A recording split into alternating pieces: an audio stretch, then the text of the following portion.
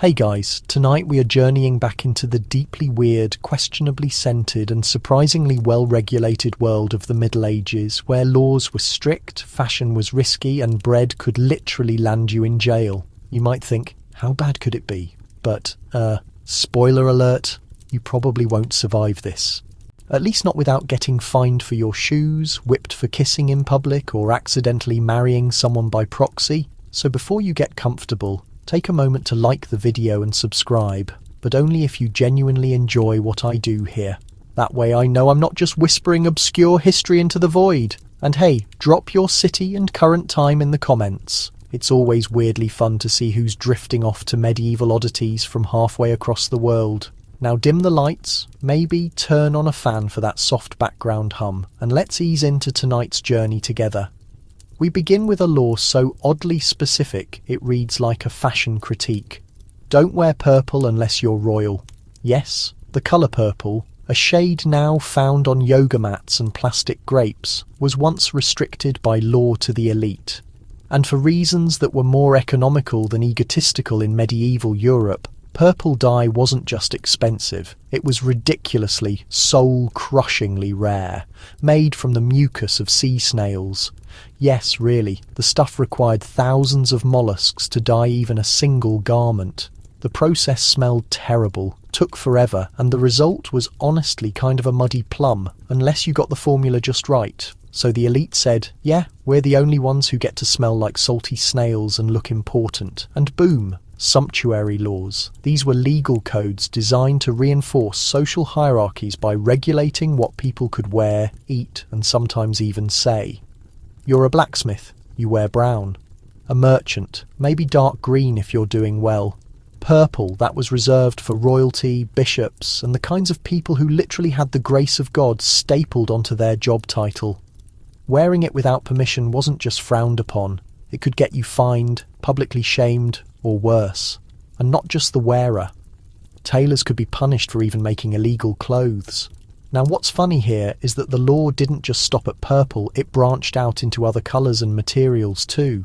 Silk, fur, embroidered gold, all regulated with the same intensity we now reserve for parking violations. One particularly spicy English law even banned commoners from wearing clothes that had too many buttons because that was considered flamboyant and above your station. So if you were a peasant rocking a tunic with extra flair, you might as well have been cosplaying as royalty.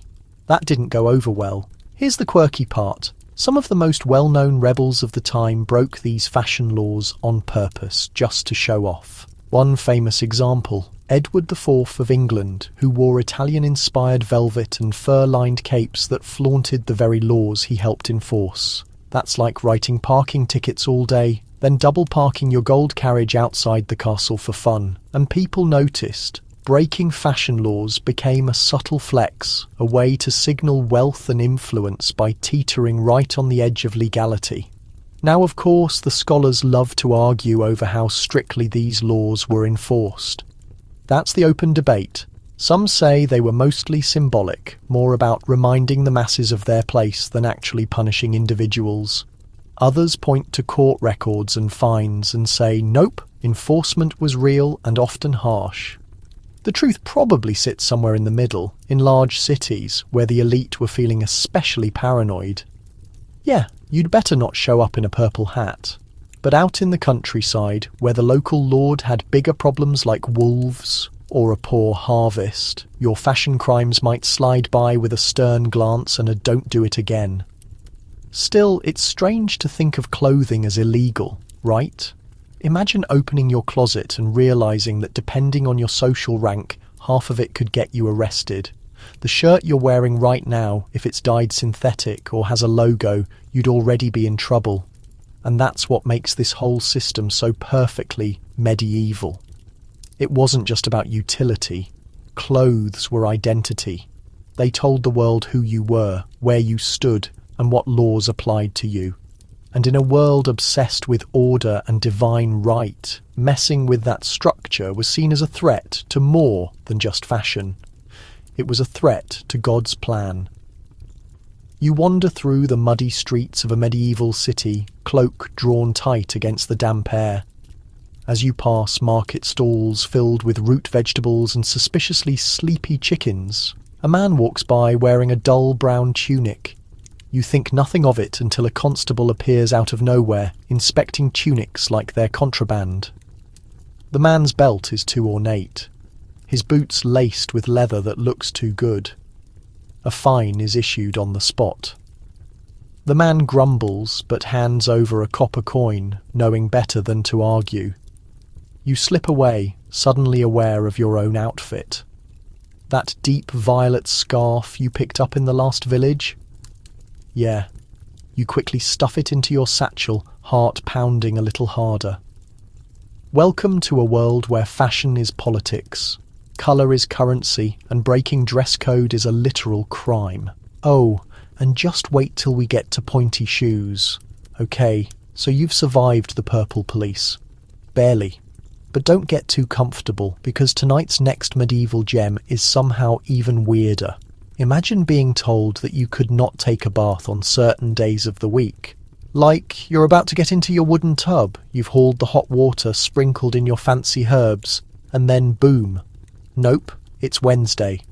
And in parts of medieval Europe, that might have meant bathing was considered suspicious. So, what gives? Well, hygiene in the Middle Ages wasn't non-existent. Like people sometimes joke, it was just complicated. Public bathhouses were a thing. Soap existed. People wanted to smell decent, at least by their standards. But somewhere along the line, religious suspicion and public health paranoia created a murky mix of bath-related laws that often made cleanliness seem morally questionable, especially if you were enjoying it. Bathhouses, you see, had a bit of a reputation. They were communal, often co-ed, and sometimes doubled as, let's say, lightly supervised social clubs. Yeah, not all of them, of course, but enough that the church got nervous. So restrictions started popping up. Days when bathing was banned, hours that were deemed inappropriate, and in some cases, outright prohibitions, depending on your class or gender. In France, some towns discouraged bathing on Wednesdays and Fridays because they comes ganzen steakits, they were considered holy days meant for fasting and prayer, not scrubbing your armpits in mixed company. And here's where it gets even more awkward. Medical beliefs of the time suggested that bathing could make you sick. The logic, if you can call it that, was that hot water opened your pores, which then let in bad air or miasma, the invisible gunk they thought caused disease. So, ironically, you trying to stay clean might have been viewed as you making yourself more vulnerable. You weren't being hygienic, you were tempting fate. One weird story comes from England, where King Henry IV reportedly avoided bathing because of fears that water would loosen his humours. Not like his sense of humour, his bodily humours. The ancient Greek theory of health involved balancing black bile, yellow bile, blood and phlegm. And people actually thought too much hot water could mess that up. To be fair, if you'd lived through a few plagues and saw healthy people randomly die after bathhouse visits, you might start connecting dots that aren't actually connected too. Now, to be fair, not all bath-related laws were meant to ruin your skincare routine. Some had decent intentions, especially in big cities where shared bathhouses could become breeding grounds for disease. If not cleaned properly, a few towns required bathhouse owners to dump and replace water daily or face fines. Others banned sick people from entering public tubs altogether, which honestly feels reasonable. But then came the side laws, like one town in Bohemia where you weren't allowed to bathe at all during Lent because it was considered indulgent. And yes, some areas even fined people for bathing at night when it was harder to supervise. What else might be going on behind those steamy walls? Here's a weird one. In parts of 14th century Germany, it was actually a punishable offence to heat, bath, water too hot. The logic? Steam encouraged lascivious behaviour. So yes, medieval lawmakers were out here rating water temperature on the sin scale. Lukewarm, you're fine. Hot and steamy, you're probably summoning the devil. The quirky twist. Some monasteries actually kept strict bathing schedules for monks, certainly not daily, but structured and documented. One particularly meticulous abbey had a rule allowing monks 4 baths per year, unless they were sick or had travelled more than 20 leagues. At that point, you could squeeze in a bonus wash. Congratulations, you earned it. Now, for the scholarly debate, were people actually dirtier than we imagine, or is that a myth? Historians argue over this constantly. The filthy medieval peasant stereotype probably comes more from Victorian-era bias than from actual fact. Archaeological evidence shows that many people did wash regularly, especially in warm months and especially if they had access to a river or public bath. Soap made from animal fat and ash was commonly used, even traded, but yeah, if you were dirt poor, living in a thatched hut with no well nearby, you were probably a little crunchy. Still, the idea that medieval folks just never bathed is a bit overcooked. In fact, in warmer regions, like parts of Spain or Italy, frequent bathing was the norm. Until again, religious pressure and fears of disease started flipping the script. By the late Middle Ages, being too clean might make people look at you sideways. It became associated with vanity, worldliness, or even prostitution. So if you showed up looking particularly fresh-faced and floral, someone might mutter, "Must have been at the bathhouse again," and not in a complimentary way. You walk into a village bathhouse, steam rising, chatter bouncing off the damp wooden walls. Men and women in thin linen robes shuffle between hot tubs and basins, scrubbing with rough cloths, chatting about politics, gossiping about neighbours. Then a town official enters. He checks the hourglass by the door. Wednesday, he announces no new baths today. Groans ripple through the room as people step out, dripping and annoyed. One woman huffs, "My humours were just settling." You leave quietly, your own robes clinging to you, wondering if smelling like rosemary and goat soap is really worth the spiritual risk. So, yeah, next time you complain about someone not showering after the gym, remember in medieval Europe, there were days you literally weren't allowed to, unless you were a monk who'd walked 20 leagues, in which case, treat yourself. Now, let's say you've made it through the fashion police and survived the bath bans. You're still alive, slightly musty but doing your best. You've earned yourself a treat, a nice crusty loaf of warm, fresh bread. But not so fast, because in medieval towns bread was serious business, like criminally serious. In fact, there were entire systems in place to regulate baking, and if you messed up a loaf too small, too light, too burnt, you might just find yourself face to face with something called the bread police. No, they didn't wear capes made of rye crust, or ride horses made of sourdough, though that would be amazing. These were actual town officials tasked with inspecting, weighing, and even tasting bread sold at markets. Their job? Make sure bakers weren't cheating people. You see, bread was much more than an accompaniment in the medieval diet. It effectively was the diet, especially for the lower class. For many peasants, bread provided over 70% of their daily caloric intake. So, if a baker skimped on your daily loaf by even 1 ounce, it created a severe problem. And because all bakers were tempted to cheat for profit, legal restrictions were created to prevent them from reducing quality or quantity. In England, this resulted in the well-known assize of bread and ale, a regulation that, among other stipulations, pegged the cost of bread to the fluctuating price of wheat. When wheat was inexpensive, the price of bread had to drop. If wheat was costly, prices could only rise up to specific, legally mandated limits. The punishments for breaking these rules included financial penalties, public humiliation, or being forced to distribute complimentary bread to customers. Sometimes officials would simply nail your deficient loaf to your shop's entrance along with a public sign labelling you a cheater, hardly the highest recommendation. Now, here is the interesting little origin of the baker's dozen. 13 items instead of 12. This tradition began because bakers were so terrified of accidentally selling underweight bread and facing legal reprisal that they started tossing in 1 extra loaf just for security. They were motivated not by generosity, but by fear. It was essentially a bribe offered preemptively to the bread regulating authorities. Here is your purchase plus a little something extra. Please don't financially ruin me. Certain towns even employed official bread weighers, government agents equipped with small iron weights and portable balance scales. They moved between market stalls like fussy food critics blending with government accountants. If your bread was found to be too light, they could confiscate all your inventory, or worse, have you sentenced to the pillory. Those wooden traps for the head and arms where citizens would pelt you with debris all over a few missing carbs. Imagine being publicly bombarded with spoiled vegetables just because your rye bread was 2 ounces light. Medieval customer service was intense.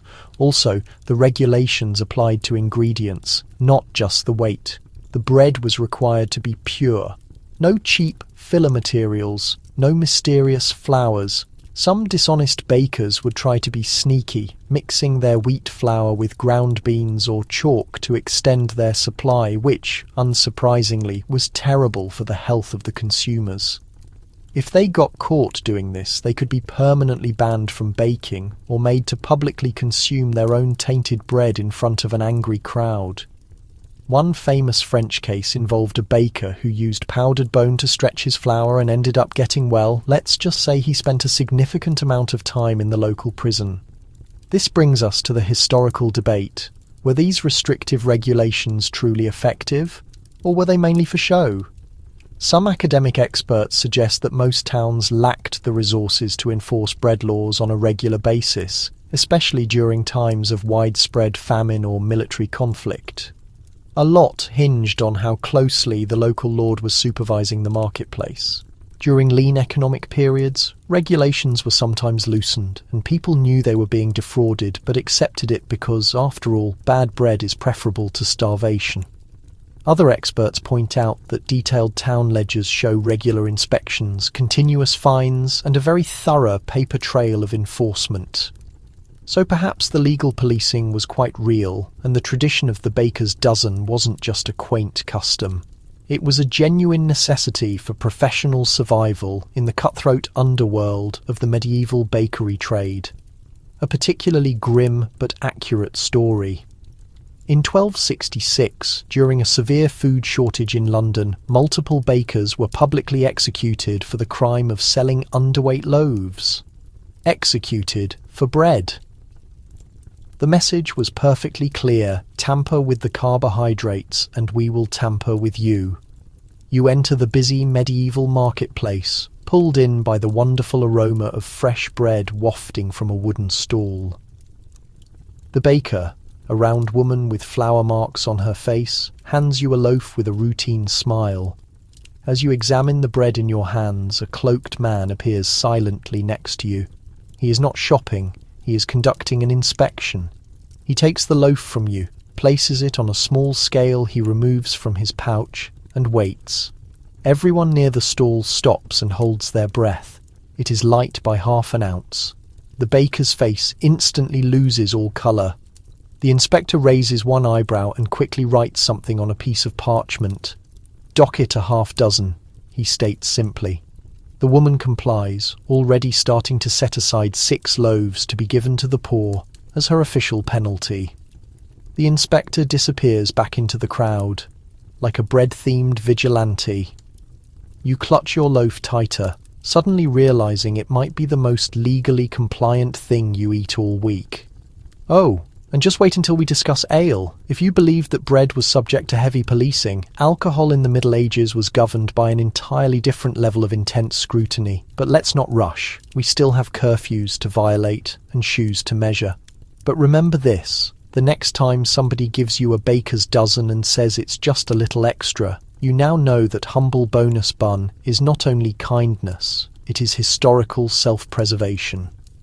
So let's say you have managed to avoid the bread police, snuck in a midweek bath without drawing divine retribution, and resisted the tempting allure of royal purple cloth. You might think you have earned a quiet, restful night.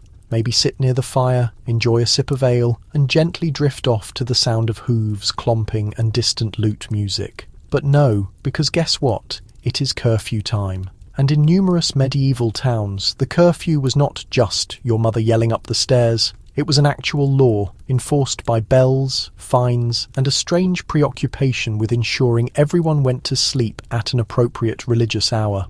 The term curfew itself actually originates from the old French phrase couvre-feu, meaning cover the fire. And no, that is not an elaborate metaphor. It is extremely literal.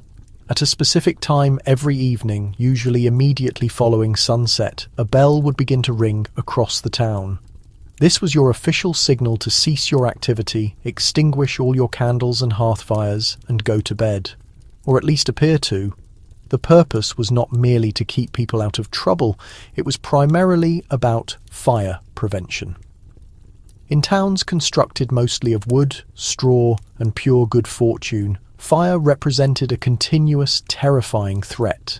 One neglected fireplace, one candle knocked over by a dog, and suddenly your entire street burns down like a pile of kindling. So curfew served not just to control the townspeople, but to control the flames. After the bell had rung, no one was permitted to keep open flames going unless they had an official, pressing reason. And yes, someone might certainly knock on your door to check on you. The curfew bell itself became a vital form of public timekeeping. Most common people obviously did not own clocks, so the bell was the only reliable way they knew it was officially time to end the day. In larger settlements, it would typically be rung from the church spire or a fortified city gatehouse, and the sound had a very recognisable quality. Low, deliberate, foreboding. Not the upbeat, pleasant sound of a cheerful church bell, more of a go inside immediately or else tone. And here is the amusing part. Curfew did not only dictate when you had to go to sleep. In many locations, it also signalled when it was officially safe to reignite your fire the next morning. Yes, there was a wake-up bell as well. It was essentially like being in the world's least enjoyable summer camp, where someone else dictated your access to fire, and the consequences for breaking these rules were sometimes extremely severe. In certain towns, financial penalties were issued for any visible smoke after the evening bell. In other places, repeat offenders could be jailed or have their trading permit revoked. The strange detail here, in specific towns, wealthy residents could purchase an expensive fire permit, which allowed them to keep a small flame lit after hours. These permits were rare, costly, and absolutely a status symbol.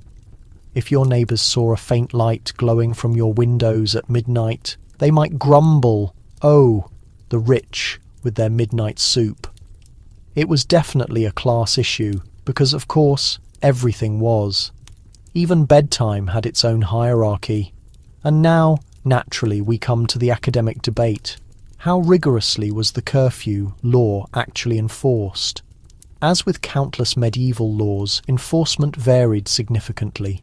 In some well-organised towns, designated night watchmen patrolled the lanes specifically to enforce the curfew, peeking into windows, smelling for smoke, or literally listening for the distinctive crackle of an illegal fire. In smaller or poorer hamlets, the curfew may have been more symbolic, a rule people paid lip service to but did not follow too strictly, unless someone got caught or something caught fire. But records do exist. Town ordinances, trade guild regulations, court documents. These writings mention curfews with all the severity of a modern tax audit. A 13th century London record even details a man fined for maintaining his fire past the second bell and another for loitering in the square without a lamp nor purpose. Without a lamp nor purpose. Imagine getting legally chastised for simply hanging out. Still, the curfew was not always viewed as a punishment. Some citizens saw it as a kind of protection. The world outside your door after dark was not a safe place. No street illumination, no established police force, and a pretty solid chance that if you wandered too far from your home you might encounter a stray, aggressive dog, a desperate thief, or an actual wandering pig, which were known to attack people. Not exactly a vibrant nightlife scene worth staying up late for. You are in a small English town. As the sun sets, The light transitions from a warm amber to a dull grey. Then you hear it. That deep, resonating bell echoing from the church tower. Around you, market stalls begin to close. People hurry down the cobblestone alleys. Window shutters bang shut, and a faint puff of smoke rises from dozens of chimneys, one final time before the fires are contained.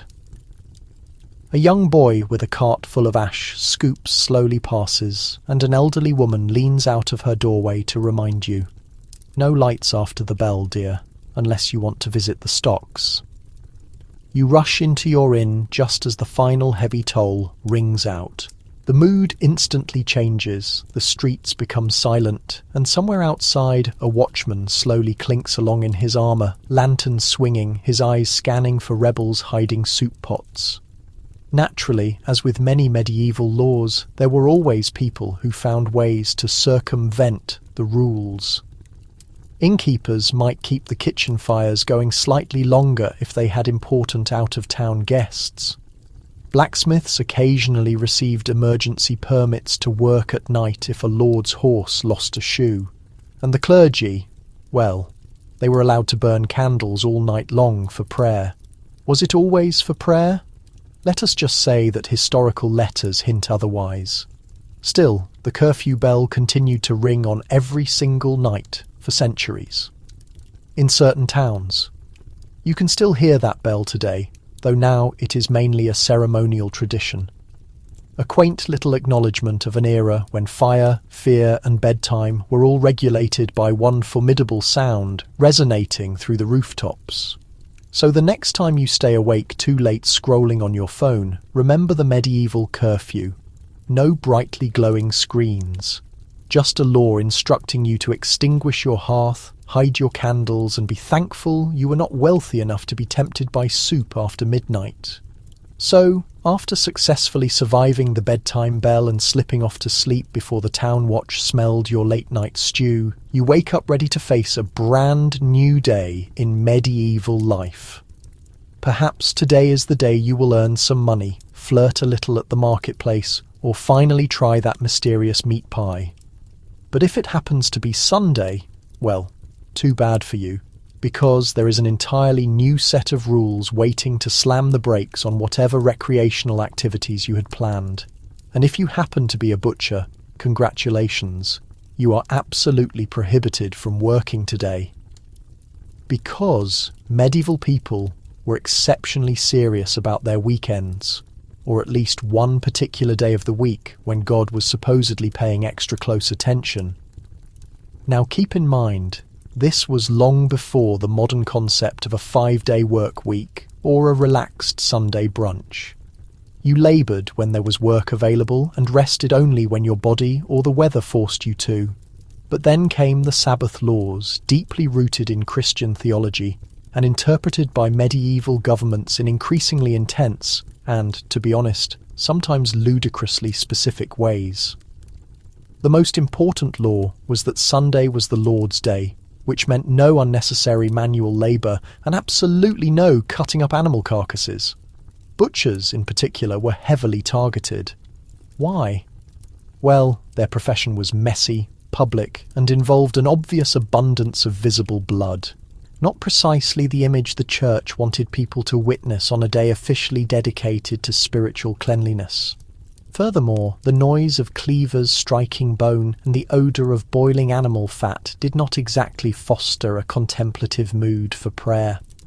So, in many towns, local ordinances strictly forbade butchers from operating on Sundays. No slaughtering, no selling, no activity whatsoever. Violations resulted in financial penalties, suspension of licenses, or, in more severe cases, having your equipment publicly confiscated. Yes, that means someone might walk through the centre of town holding your blood-stained cleaver as if it were a military trophy. Butchers were not the only profession targeted. In some towns, all forms of manual labour were banned on Sundays. Farming, metalworking, brewing, anything you can imagine. The official goal was to enforce a day of rest, but the way they drew the boundary lines was bizarre. You were allowed to walk to church naturally, and you could consume food as long as it had been prepared beforehand. You could even exchange gossip in the churchyard. But cut a piece of firewood, fine. Open your shop's window, fine. Try to secretly squeeze in a little bit of post-sermon business on the side, fined and publicly shamed. Now this is where things become quite strange. These laws occasionally became so granular they bordered on nonsensical.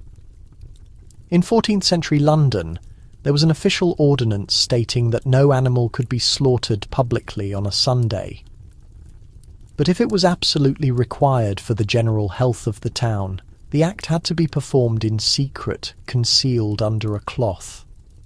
Picture that. Secret butcher operations happening behind sheets in dark alleyways, all so that God would not see, or perhaps worse, so that the local priest would not. There is a curious anecdote from France where a butcher tried to argue that his cow had died accidentally on Sunday morning, and he was only attempting to preserve the meat by not wasting it. The local magistrate disagreed with his logic, fined him 2 silver coins, and ordered the entire carcass to be given to the poor. Which actually sounds like a positive outcome for the poor. But then there were the various loopholes. In some areas, nobles were permitted to have meat prepared for them on Sundays by their domestic staff, because of course the regulations were different for the wealthy. That is a consistent historical pattern. Sumptuary laws were mainly for the peasantry. Restrictions on bathing were mostly for the common folk. Sabbath laws. Nobles conveniently forgot them when their roast duck required basting. Here is where the academic debate comes into play. Did these laws genuinely reflect sincere religious devotion, or were they primarily about social control? Some historians suggest that Sabbath laws were a good faith effort to provide working people with a mandatory day off and to safeguard religious observance. Others argue, no, this was largely about regulating the lower classes and ensuring they did not become too independent or too wealthy. Because consider this, if only specific trades are compelled to close on certain days, it significantly alters who gets ahead economically. Having Sunday off sounds appealing until you realise it means you forfeit a day of potential profit, while the noble across the street simply paid someone else to keep their gravy flowing. One fascinating fact is that Sabbath laws actually changed over time and became more stringent in certain locations. As urban centres grew larger and as towns became more densely populated, church leaders became increasingly nervous about secular distractions. So, laws that had once simply requested a day of rest began to demand absolute silence, prohibiting music, dancing, and even public laughter. Imagine being issued a fine for giggling too loudly on a Sunday. It did occur. A man in the city of York was once penalised for indecent mirth outside the cathedral. That is right, he laughed incorrectly. You find yourself in a very active Saturday market, meat stalls crowded with eager shoppers. The butcher, an elderly man with forearms like cured hams, cleans his knife and remarks, "You had better get your beef today, friend. Tomorrow is the Lord's Day." You nod, select a piece of salted meat, and notice a sign nailed to the stall. No sale on Sundays by order of the town council. Sunday morning arrives. The streets are remarkably quiet. The scent of incense gently wafts from the church.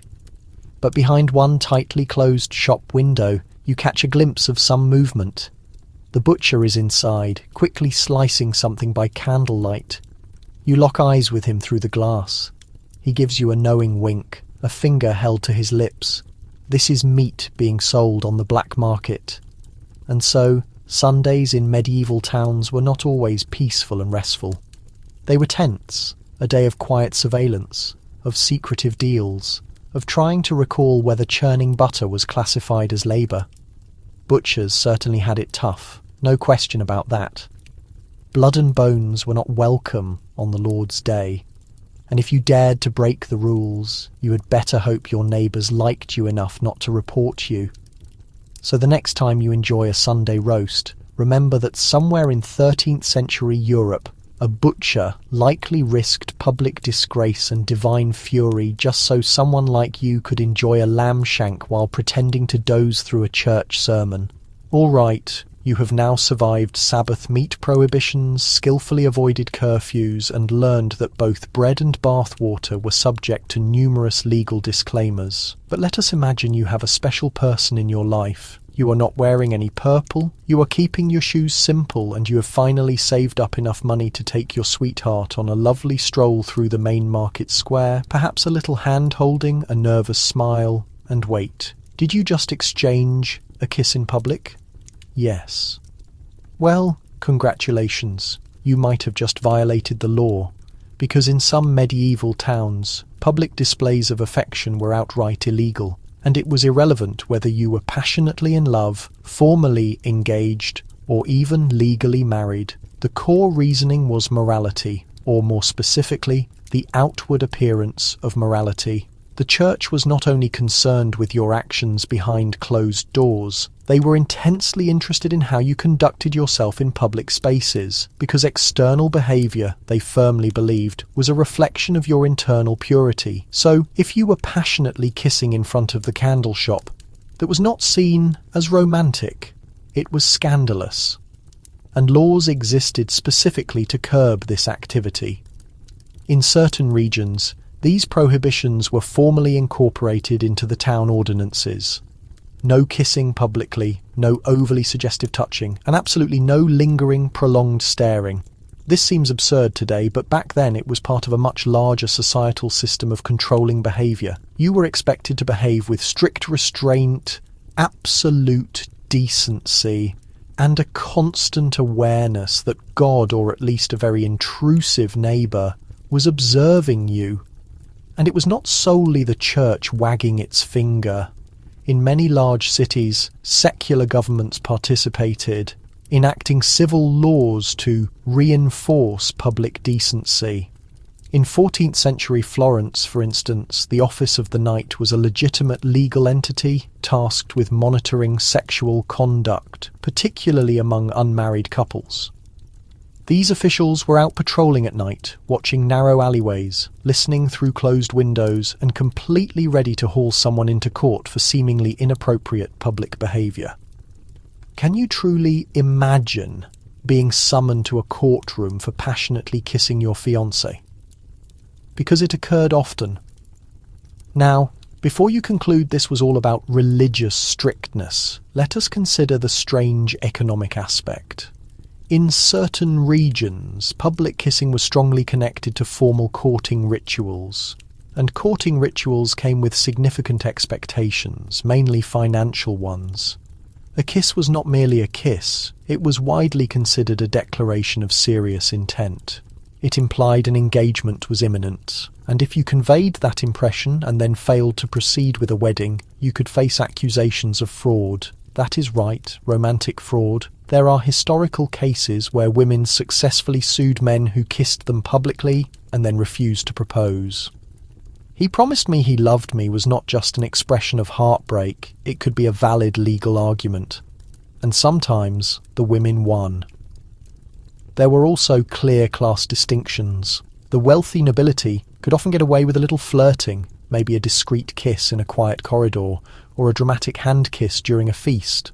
But for commoners, public displays of affection were frequently policed harshly, particularly if they crossed social class lines. A noble kissing a servant publicly would certainly cause a scandal. A servant kissing a noble that could lead to severe public punishment, such as whippings, significant fines, or permanent exile. Because in their societal view, romance was not just about personal feelings, it was about maintaining social order. And kissing outside your designated station was like attempting to wear silk when you were only allowed to wear wool. A social transgression that was also a legal one. Let us not ignore the open academic debate here. Were these laws consistently enforced, or were they primarily theatrical scare tactics? Some historians believe that many public affection laws were largely symbolic, intended to reinforce societal ideals of purity and morality more than to catch actual offenders. Others point to meticulous court records that demonstrate real people being fined, publicly punished, and shamed for public affection. In one German city, a man was placed in the pillory for embracing his betrothed too audaciously in daylight, which sounds like an exceptionally awkward wedding toast waiting to happen. And then there is the peculiar case of reverse enforcement, where a married couple was actually expected to show public affection as concrete proof of a legitimate marriage. In a few parts of rural England, local tradition required newlyweds to kiss in front of the entire village as confirmation that the marriage had been sexually consummated or was at least progressing toward that goal. So imagine spending years trying desperately not to kiss in public and then suddenly being forced to do it, while old women throw rice at you and someone plays a lute badly out of tune. You find yourself standing in a bustling medieval town square. Bakers are shouting, pigs are freely trotting underfoot, and music drifts from a nearby tavern. Your hand gently brushes the hand of someone you find attractive. You quickly glance around. No priest is visible, no watchman only. Just the noise of the market and the inviting aroma of spiced apples. You lean in closely, kiss them softly, and for a fleeting moment, everything is perfect. Then you hear it.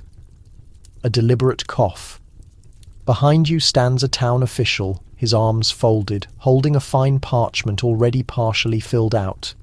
"That will be 2 copper pieces for inappropriate conduct," he states flatly, not even bothering to look up. The couple standing next to you gasp. "But they are married," someone whispers. "It does not matter.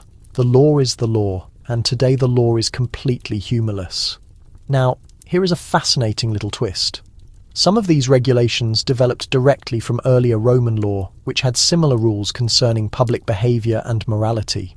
The cultural idea that intimate love should be private, modest, and controlled had been circulating for centuries. But in the Middle Ages, with religious authority dictating the culture, that idea became significantly louder and more pervasive. Priests preached forcefully against unseemly displays and issued stern warnings that even an innocent touch could dangerously awaken sinful thoughts. And let us not even begin to discuss their opinions on dancing. That topic is coming up soon, do not worry. But what does all of this reveal about the time period? It tells us that love was not simply personal. It was politically charged, spiritually significant, and subject to public judgment, and that even something as simple as a kiss was loaded with layers of meaning. It could be a solemn promise, a major scandal, or a grave sin, depending entirely on who happened to be watching. So, yes, if you ever felt self-conscious about public displays of affection at your high school dance, imagine doing it in a world where someone might literally drag you into court for it. Love was inherently dangerous, romance was extremely risky, and medieval couples, they were forced to be much sneakier than most. All right, so now you understand that in the Middle Ages, even love had strict legal boundaries, and every kiss carried the risk of paperwork and a fine. But what if, instead of flirting in the crowded marketplace, you preferred to spend your time with your nose buried in a book, diligently studying Latin and perhaps attempting to write something witty in the margins with a quill that has a slight goat scent? Well, that is admirable. Except, be careful, because in some parts of medieval Europe, speaking Latin without proper permission was essentially asking for serious trouble. That is correct. The prestigious language of scholars, monks, and holy scripture was off limits to just any ordinary peasant. If you did not possess the correct credentials, using Latin could result in you being fined, socially shunned, or directly accused of falsely pretending to be something you were not. Let us explore the reasons why. Latin was, at this specific point in history, the undisputed language of power.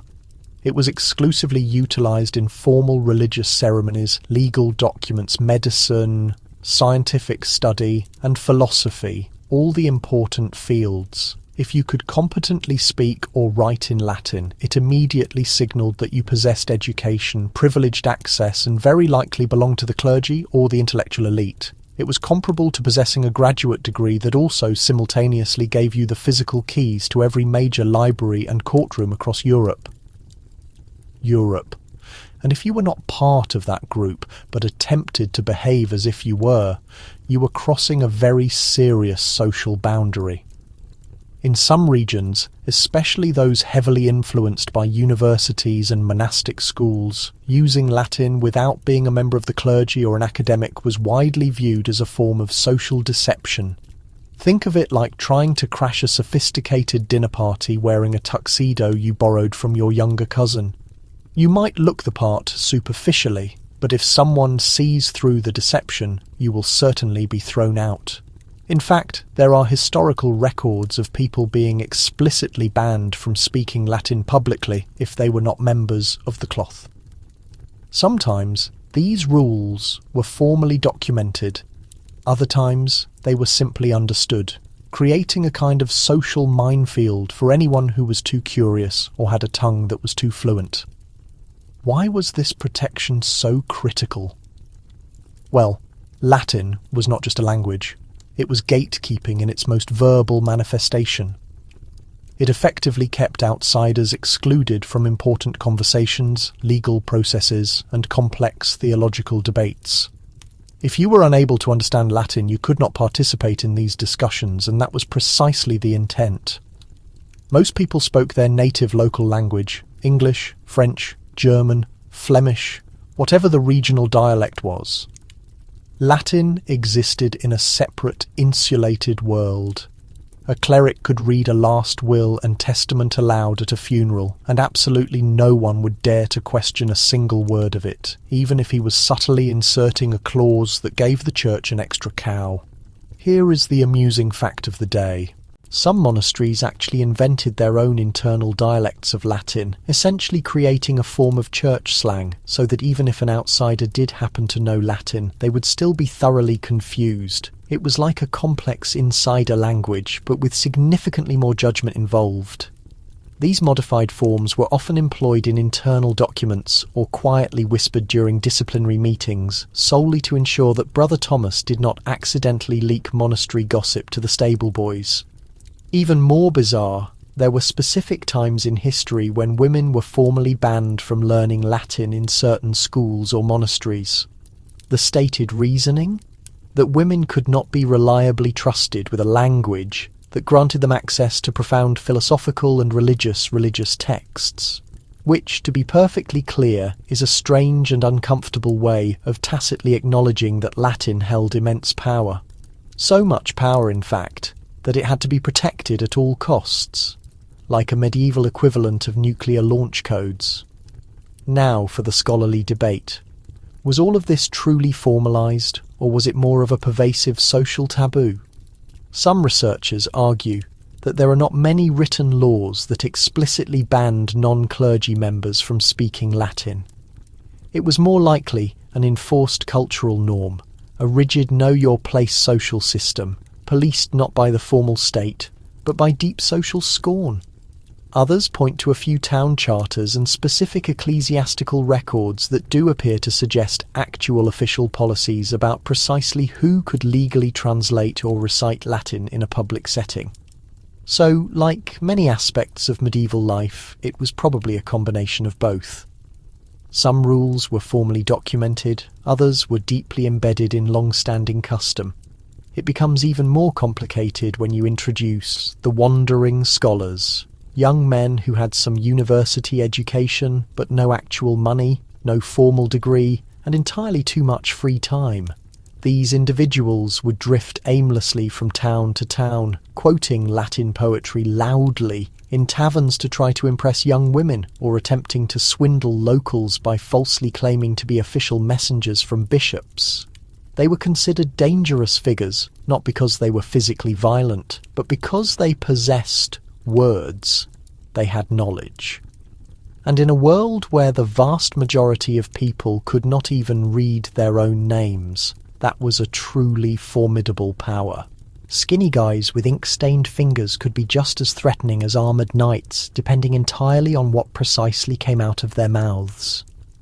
You find yourself walking through a bustling university town, its narrow cobblestone streets lined with dusty bookshops, and students with ink-stained faces. You hear a young man reciting Latin loudly in the square, his gestures highly theatrical, his tone overly exaggerated. A small group of onlookers gathers quickly. Some people laugh nervously, others quietly murmur their disapproval. A nearby priest folds his arms, scrutinizing the scene. He asks, "Who is your master?" The boy replies, "Who granted you the authority to speak this way?" The student bows with sarcasm. Virgil, he states, and possibly a little bit of Cicero. That earns him a censure and a severe sermon on the necessity of modesty and accepting one's subordinate station. A scribe observes silently. He recognizes the Latin was flawless, but in this context, it is irrelevant. Eventually, Latin did become more readily available, especially as the Renaissance began and the printing press quickly spread across Europe. Yet, during the heart of the Middle Ages, it was wrapped in tradition and regulation. Even if you educated yourself on the words, you had not obtained the permission to actually use them, and the individuals who determined whether you possessed that right, they were the very ones who were already proficient in it. So the next time you try to impress someone with your high school Latin, whether it's carpe diem or something similar, just remember, those simple 2 words could have once resulted in a penalty, a reprimand, or a firm ejection from the room.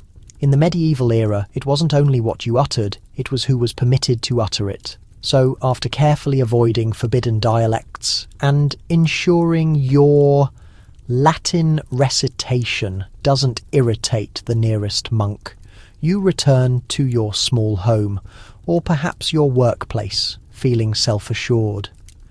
But just as you are passing a blacksmith's stall, something unusual catches your attention.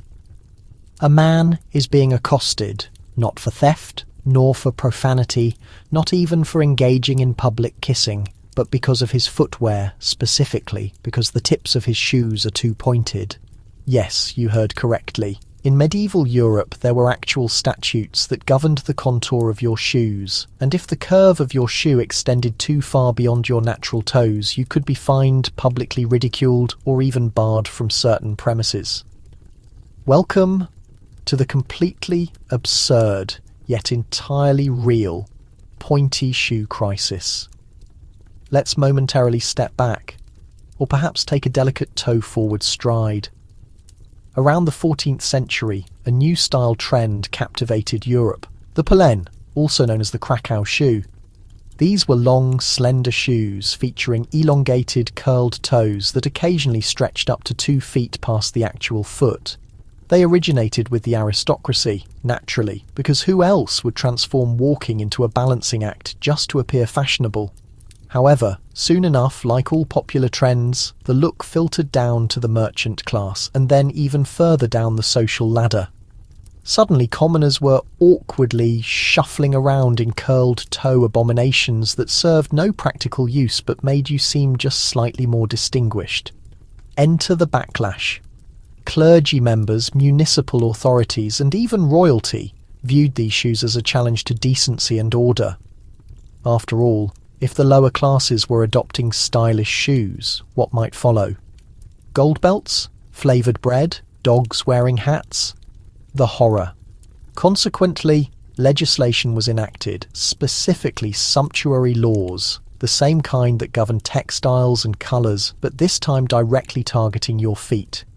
In 1463, for instance, King Edward IV of England issued an edict limiting the length of shoe tips to 2 inches only for common people. High-ranking nobles were allowed to wear poulaines with extended tips, and even they had to exercise caution not to go completely over the top. Enforcement varied, but the underlying message was clear. Shoes symbolised social standing, and status had to be maintained at the most basic level.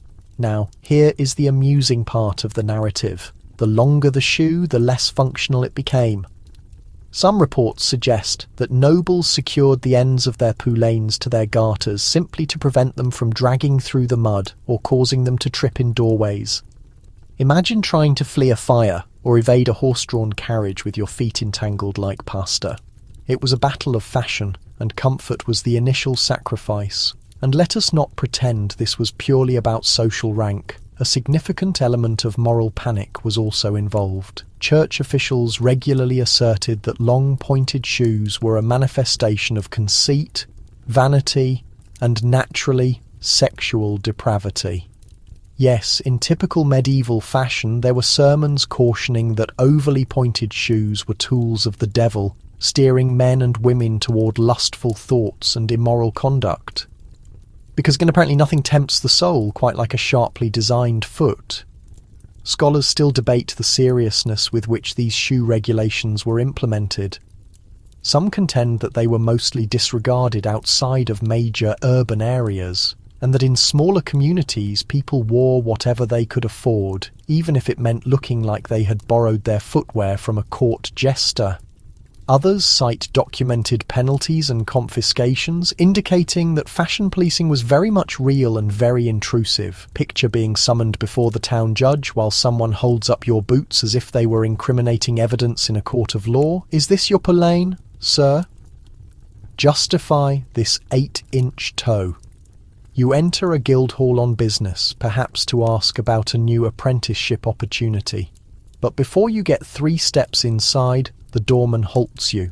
His gaze falls to your feet. You look down and realise, with alarm, the curved leather ends of your shoes have extended just beyond the permissible limit. 3 inches, he mutters. Only barons may wear that length. You attempt to claim ignorance, maybe shifting your weight to conceal the curl. Too late.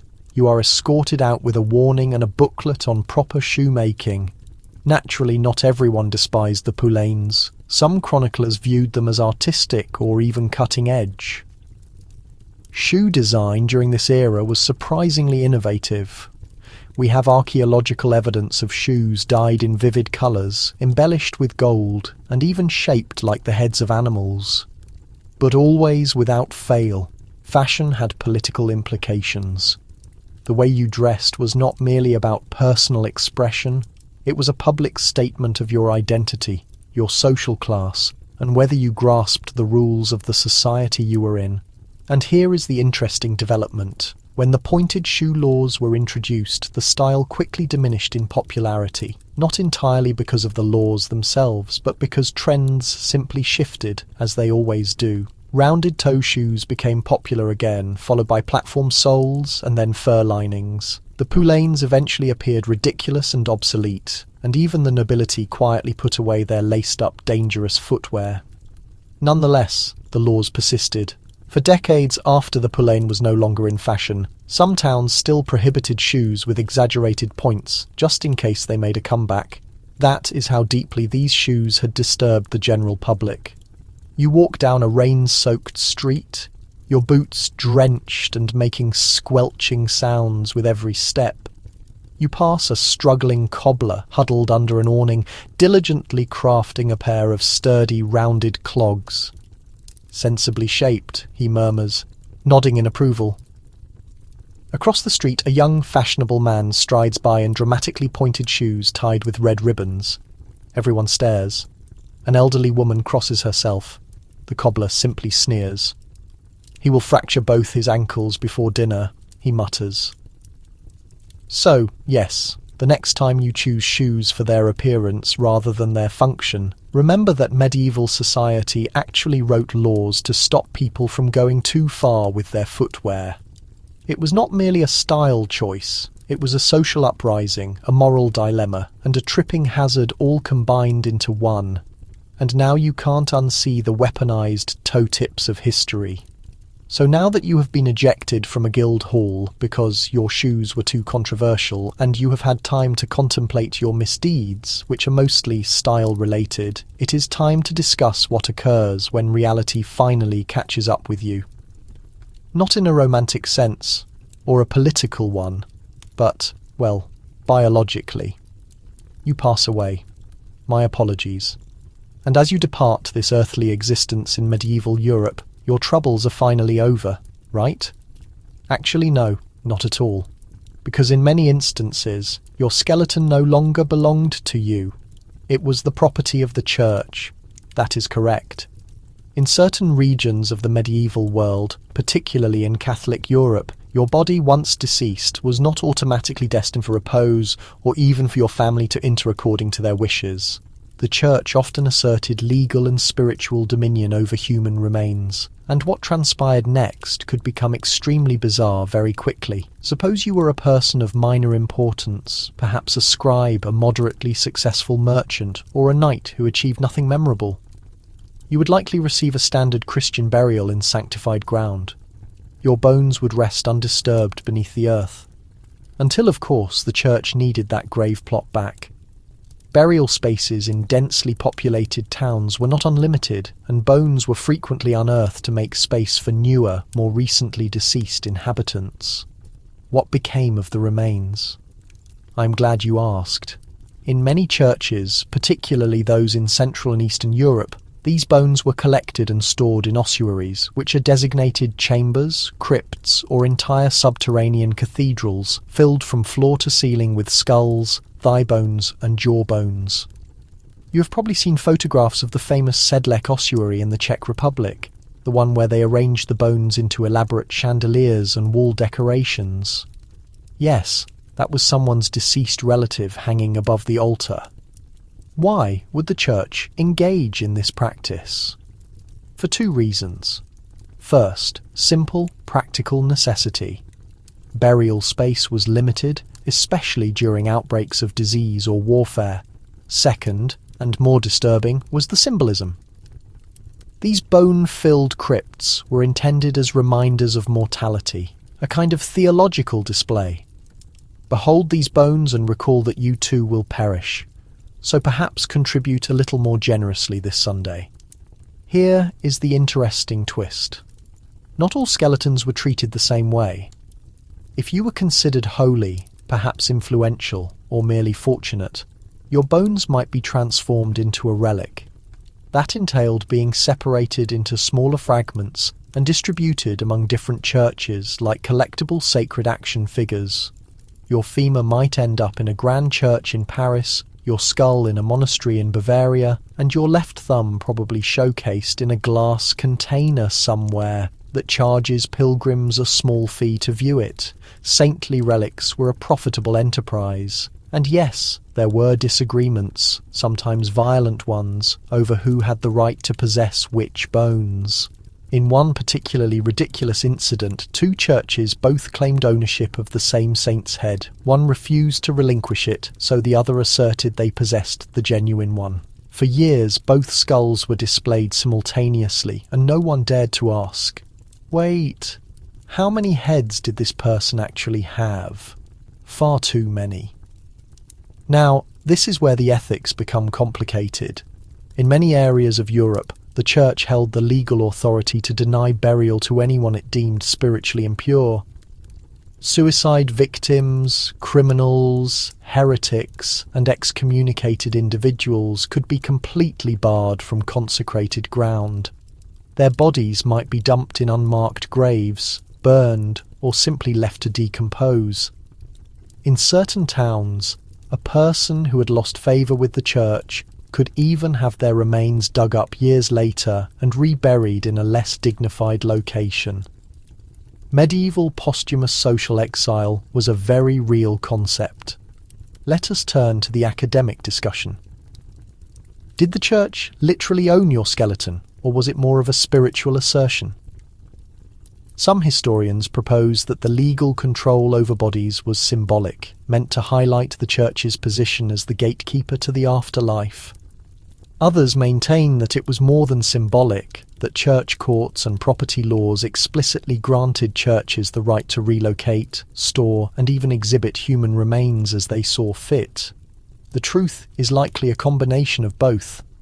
Spiritually, your soul was paramount, but legally, your body was subject to the decisions of whoever possessed the largest, oldest, and most imposing cathedral nearby. Here is a lesser-known but entertaining fact. In specific instances, nobles and monarchs requested to have particular body parts interred in separate locations, such as, "My heart goes to Canterbury, but bury the rest of me at Westminster Abbey." Why? Partially for political advantage, Multiple shrines attracted more pilgrims, which resulted in greater prestige, partially for sentimental reasons. One nobleman allegedly desired his heart to be buried beside his favourite hunting dog. Look, we all process loss differently. You enter a small, dimly lit chapel. It smells of beeswax and aged stone. At the front, the priest swings incense over a modest casket. Following the service, the gravediggers commence their task.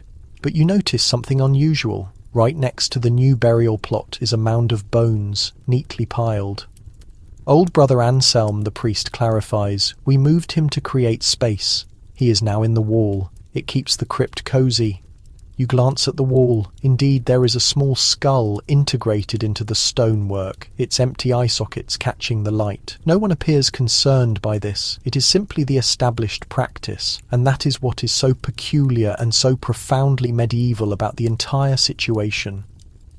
In a world where death was ever present, on the roads, in the fields, in your cooking pot, you had to cultivate a certain practical relationship with it. Bones were not sacred in the modern emotional sense. They were tools, symbols, relics, warnings, and occasionally interior decoration. So no, your skeleton did not belong to you, not really. It was seen as a mere container. Once emptied of its spirit, it became part of a larger framework, a tool for instilling modesty, reverence, and sometimes just how little influence you had, even after death. In medieval existence, even your bones had a function to fulfill, so your bones have been neatly placed into a church wall, your femur possibly converted into a reliquary for pilgrims to observe, and your soul, hopefully, has found a destination with less bureaucracy. It seems the drama has concluded. But wait, let's rewind the recording to when you were still alive, perhaps just attempting to ring the church bell because it was your duty, or because you were the unfortunate one chosen that day. And then, abruptly, without warning, a lightning bolt strikes from the sky and transforms the bell tower into an electrified death trap. Welcome to the strange and very real phenomenon of medieval anxiety surrounding bell ringing during electrical storms, and the regulations established to prevent exactly that. It sounds absurd, but people genuinely believed for centuries that ringing church bells during stormy weather would frighten away malevolent spirits, particularly the kind of spirits that travelled on thunder and lightning. And so, naturally, many churches appointed someone to ascend and ring the bells as a kind of heavenly early warning system whenever the skies started to look threatening. The rationale: the sound of consecrated bells would repel demons, bad weather, and anything else that might harm your harvest or your hairstyle. But here is the danger. A metal bell tower plus an elevated structure plus stormy conditions equals a magnet for lightning, and the consequences were as terrible as they were foreseeable. Bell ringers, often young assistants or unfortunate sacristans, were routinely electrocuted during storms, not just once or twice. We are talking about dozens, even hundreds, of documented instances where someone perished performing this exact job. In France alone, it is estimated that over 100 bell ringers were killed by lightning strikes between the 12th and 18th centuries. And it was not just the bell ringers themselves. Entire towers would catch fire. Roofs would collapse. Sometimes the bells themselves would fracture from the sheer heat and force of the strikes. Eventually, even the most traditional bishops began to connect the dots and realized that maybe, just maybe, divine providence did not intend for people to be ringing enormous metal instruments at the precise moment that it was throwing lightning bolts around. This resulted in a gradual but definite alteration in church rules. By the 18th century, ringing bells during storms was banned outright in numerous regions. But in the high medieval period, it was still a contentious issue. You had traditionalists who insisted that the bells had to be rung regardless of the storm's severity, believing the problem was that the bells were not being rung soon enough. Others, slightly more inclined to scientific thinking or simply weary of burying scorched apprentices, started advocating for prudence. Here is the interesting side note. Some communities developed special non-metallic bell ropes or specific rituals to help protect the ringer from lightning. A few even blessed the bell ropes with holy water or hung small relics inside the belfry to safeguard the space. This is akin to surrounding your Wi-Fi router with garlic and hoping it will ward off malware. The intention was sincere. The scientific basis, not so much. There is also the ongoing academic debate. Did people truly believe bells could repel storms? Or was this more symbolic, a way for the community to express its collective anxiety during dangerous weather? Some historians argue that the bell ringing was primarily about social cohesion. When a storm struck, hearing those bells provided a sense of comfort that you were not isolated. It was an auditory assurance that the community was taking some form of action. Others point to religious writings that genuinely maintained bells possessed spiritual power. After all, many bells were cast with Latin inscriptions requesting divine protection and were often baptized before use. Yes, bells were given names, consecrated with holy water, and treated as semi-living religious objects. You find yourself standing in a small medieval village with dark clouds gathering overhead. The sky produces an unsettling rumble. Inside the church, an elderly man nervously glances up at the tower. "Go ring the bells," the priest instructs a young apprentice. The boy hesitates. "It's lightning out," he whispers. The priest pushes a blessed medallion into the boy's hand and urges him toward the narrow, creaking staircase. You observe as he climbs, step by step, ascending toward the dark, thunder-illuminated rafters. The bell begins to sound. One chime, two, then a flash. A noise like the world splitting open. The bell rope breaks. The tower falls silent. No one speaks.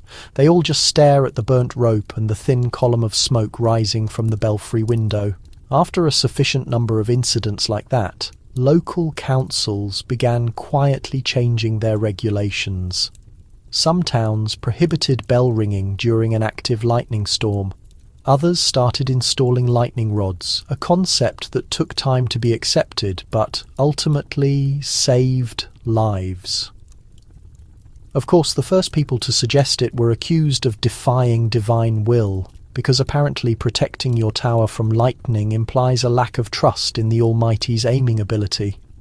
Still, it represented progress.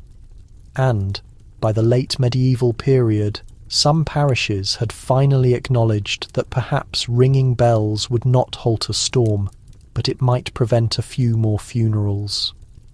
Would you like another strange detail? The fear of lightning extended to the church bells themselves. People believed that bells cracked by lightning were cursed, and sometimes they were buried, melted down, or hung upside down in fields as a warning. One bell in northern Germany was damaged during a storm and subsequently chained to the floor of the church crypt, just in case it decided to summon the storm back. So the next time you hear a clap of thunder and instinctively reach for your weather application, take a moment to realise that in the Middle Ages, someone would have been running to the bell tower to strike a 900-pound bronze drum and pray that they did not get electrocuted mid-prayer. To them, it was not superstition, it was devotion. It was responsibility. It was terrifying. And in a world where so little could be controlled, the notion that a ringing bell could keep the elements at bay, that was a comfort worth sacrificing for. All right. So, you have managed to survive the bread inspectors, the bathing restrictions, the rules on kissing, the skeleton bureaucracy, and of course, the unfortunate lightning-related bell tower incident. By now you might be considering, you know what? Maybe I will just retreat into the woods, construct a small cabin and survive on wild mushrooms. A sensible strategy. Except, hold on. Before you venture into the forest and start living out your nature-based fantasy, there is something you need to be aware of. You are probably not permitted to be there because in medieval Europe, the woods did not belong to everyone. They were regulated, protected, and filled with creatures you were not even allowed to hunt unless you had the correct ancestry, the correct social rank, or a very, very lenient lord. Welcome to the reality of medieval forest laws, where trees were afforded more legal protection than most people, and killing the wrong rabbit could literally result in your execution. Let us begin with the most significant one, the royal forest. That does not just mean a large area of nice trees that the king enjoyed. A royal forest was a specific legal designation, an area where forest law was in effect.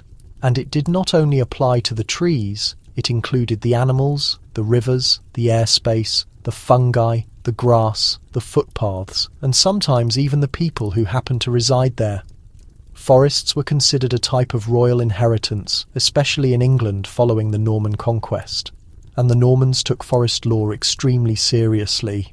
Here is how it functioned. If land was designated a royal forest, that did not necessarily mean it was entirely covered with pine trees. It simply meant the king held exclusive hunting rights, particularly for valuable game animals like deer and wild boar.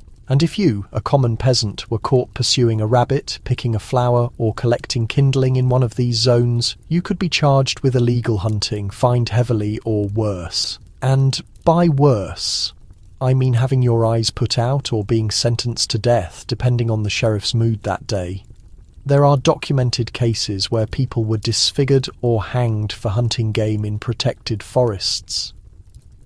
Not because they were rebels, not because they were violent offenders, simply because they were hungry. Consider that fact. Imagine your children are starving, you manage to trap a deer, and suddenly you are being taken to court for it. Forest law was not about preservation, it was about authority. Now here is the oddity. These forest animals were given legal status in certain regions. Deer, for example, were classified as beasts of the chase, and unlawfully killing one was not unlike killing a nobleman's highly valued war horse. They were considered sacred in a strange bureaucratic way, and since only nobles had the legal right to hunt them, they became a kind of walking status symbol. If you possessed a hunting permit, it was not just for sport, it was proof that you were part of the elite. And do not even think about trying to dress the part.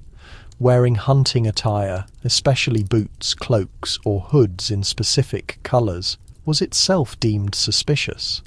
It could be used as proof that you were an illegal hunter, even if you had not actually caught anything. Yes, fashion once more, it never ends. But here is where it becomes genuinely sinister. Forest law was not enforced by friendly nature wardens. It was carried out by officials such as the verderers and foresters who patrolled the woods, collected fines and organised public trials, sometimes held right in the middle of the forest. There were entire judicial systems dedicated to these matters. The Court of Attachments, the Swain Moot and the Forest Heir. These were not minor operations. You could be arrested, tried and sentenced in a court that existed solely to protect the king's trees and deer. The academic debate here is captivating. Was this truly about ecological preservation, or was it merely control by the elite? Some contemporary historians propose that forest law was an early, albeit brutal, form of environmental conservation. It established protected zones where animal populations could flourish, and in an unusual way it prevented large tracts of land from being completely cleared for farming. Others dismiss this view and point out that the laws overwhelmingly favoured the wealthy, penalised the poor, and had little connection to sustainability and everything to do with who was permitted to kill what and where. It is also important to note that these forests were not just uninhabited wilderness. People lived in them. Entire communities existed within the boundaries of royal forests, and they had to navigate a legal minefield every single day. Collecting firewood was prohibited, unless it had already fallen to the ground. Cutting down a tree was definitely prohibited. Fishing in a stream was only allowed if it was not stocked with noble fish, whatever that meant. Even gathering acorns for your pigs, a practice called pannage, required formal authorization. Let us briefly consider a bizarre detail.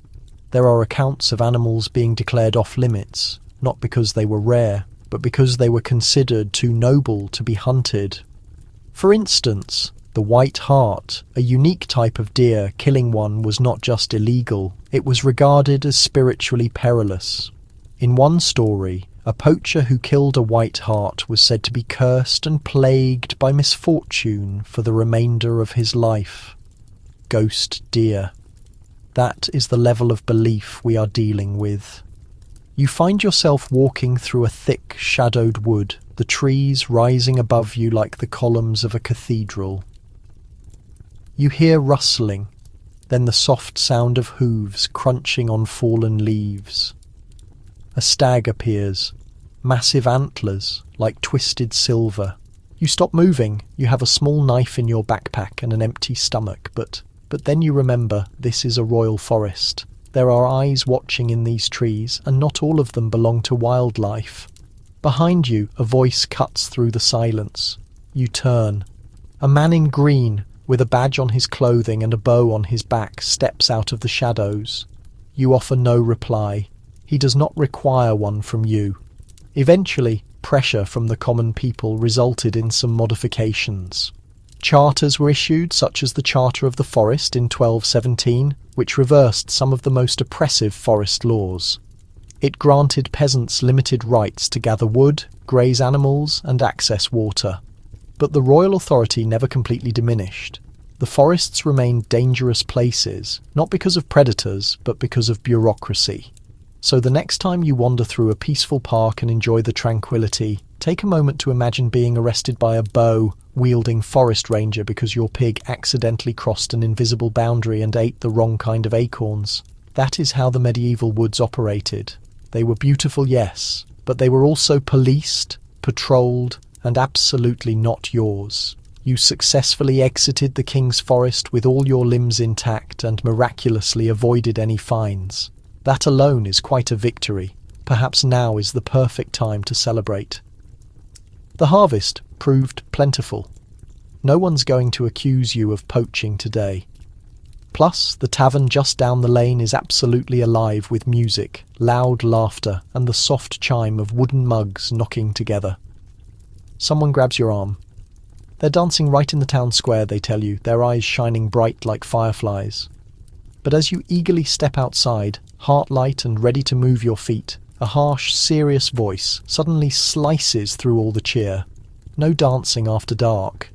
Just like that, the party is completely over, because yes, medieval dancing was actually forbidden at night sometimes, and not because folks were rhythmically challenged, but due to a fear far more medieval: the dread of demons, illness, and general moral collapse. Let's go back to the beginning. People everywhere in medieval Europe loved to dance, from the dusty squares of villages to the expensive, lavish halls of the court. Dancing was a critical part of weddings, all festivals, religious feast days, and those vital harvest celebrations. It was the main way people flirted, vented stress, connected with their neighbours, or simply showed off that they had slightly less joint pain than the next person. Some dances were highly structured, like the carol, which was a circle dance accompanied by singing. Others were far less organised, often involving lots of spinning, loud clapping, and the occasional high leap that caused older villagers to quietly grumble, show off, to themselves. But here is the catch. The church was not always a big fan. Not everywhere, not all the time, but often enough. This was especially true when it involved dancing after the sun went down. Once the sun disappeared, the air got cold, and the shadows grew long and menacing. Dancing then began to seem highly suspect, because in the common medieval mindset, nighttime was essentially the devil's territory.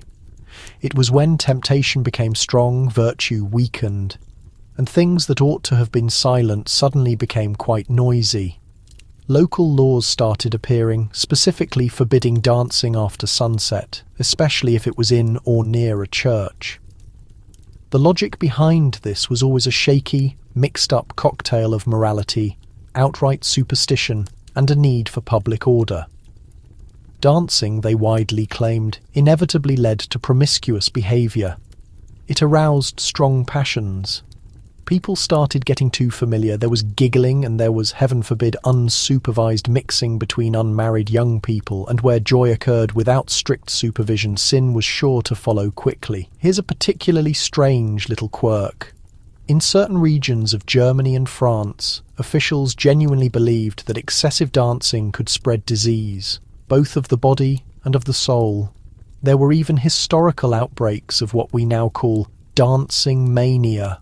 Strange events where whole groups of people would suddenly start dancing uncontrollably, sometimes for days on end until they completely collapsed from exhaustion or injury.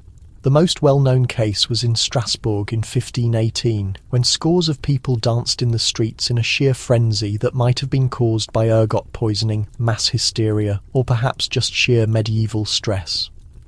Whatever the actual cause, the immediate reaction from local authorities was not to investigate the matter calmly. No, they immediately banned dancing, quickly built religious shrines, and tried to exorcise the afflicted individuals. Now, not every law against dancing involved supposed demonic possession. Some were simply about basic crowd control. Dancing meant large gatherings, and gatherings meant spreading gossip, making noise, and increasing the definite risk of disorder. In the crowded medieval towns, with highly flammable wooden houses and dark, narrow alleys, a gathering of intoxicated peasants doing the carol after dark could easily turn into a massive riot or an accidental fire. So curfews were enforced not only on open flames and cooking pots, but also on moving feet. The main scholarly debate today is whether these laws were actually enforced with any real consistency, or if they were just one of those regulations local priests complained about, but everyone just ignored unless a major scandal erupted.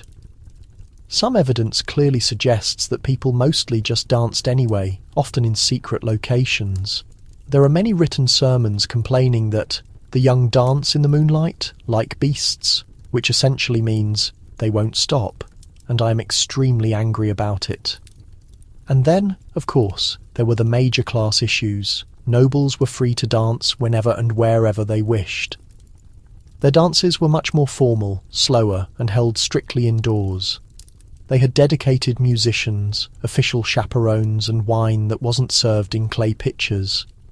When peasants danced outside in the streets, it looked wild, completely spontaneous and sweaty, which was certainly fun for them, but absolutely terrifying for anyone holding power.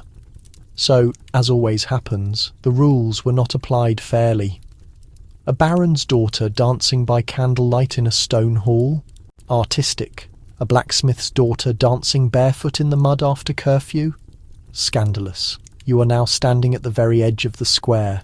Torches throw light along the old stone walls. Someone has produced a fiddle. A rhythmic beat begins, and soon feet are stomping hard, skirts start twirling, and excited voices are rising. You watch a young pair spin and laugh freely, their long shadows jumping like quick spirits across the stones. But then a bell rings out. Not the joyful kind of bell, but the stark curfew bell. Everyone suddenly freezes. An older man sharply hisses, "Enough! You want the watchman to come down here?" The music immediately stops. The fiddle is quickly hidden away like illegal contraband. Laughter instantly becomes nervous whispers, and feet quietly shuffle toward home. And just like that, the dance dies. Not because anyone actually wants it to, but because in this particular time, joy had a very strict official bedtime. There is also a strange religious element to all this. Some theologians strongly believed that dancing, especially forming circles, could be a pagan imitation of old rituals. They claimed it was linked to fertility rites, moon worship, and other non-Christian activities. And yes, some local laws actually included specific wording that described circle dances as being heathenous expressions. Never mind that most of the dancers were just trying to have a good time and were not, say, actively trying to summon a corn deity. One historical document from the 13th century describes a bizarre case where a priest officially excommunicated an entire group of dancers for performing outside his church after hours. According to the legend, They were cursed to keep dancing for a full year straight, forced to move in a constant frenzy until they either died or successfully begged for forgiveness. Whether that truly happened or was simply a convenient cautionary tale to keep adolescents in line, who knows for sure? But here is the central point. Medieval people danced primarily because life was brutal, truly unbearably hard. Dancing was an act of defiance. It acted as a much-needed release valve. When everything else was regulated, your clothing, your meals, your travels, even your shoes, having your body in motion might have been the only true freedom you had remaining, which naturally is why people in power worked so hard to take it away. So, the next time you are at a wedding or a party and you hear the music start up, take a moment to feel grateful that you can join the dancing without any fear of church spies or some city rule banning joy past dark. And if you suddenly feel the urge to dance barefoot under the moonlight, maybe just go ahead and do it. Just avoid doing it near a cathedral. You really never know who is watching you. So after the music finally fades and the forbidden steps halt, you find yourself back inside the tavern, simply trying to unwind. Your entire body is weary from the dancing. Your spirit is weary from constantly dodging forest regulations. And all you truly desire is a chilled mug of ale to dull the chronic ache of medieval life. You head toward the bar, give the innkeeper a tired smile, and place your order. He grunts, fills a sturdy wooden mug, and slides it over the counter to you. But instead of letting you take it, he looks down sharply at your hand, then glances at your belt. "Where is your mug?" he demands. And that is when you realise you were supposed to bring your own personal drinking vessel.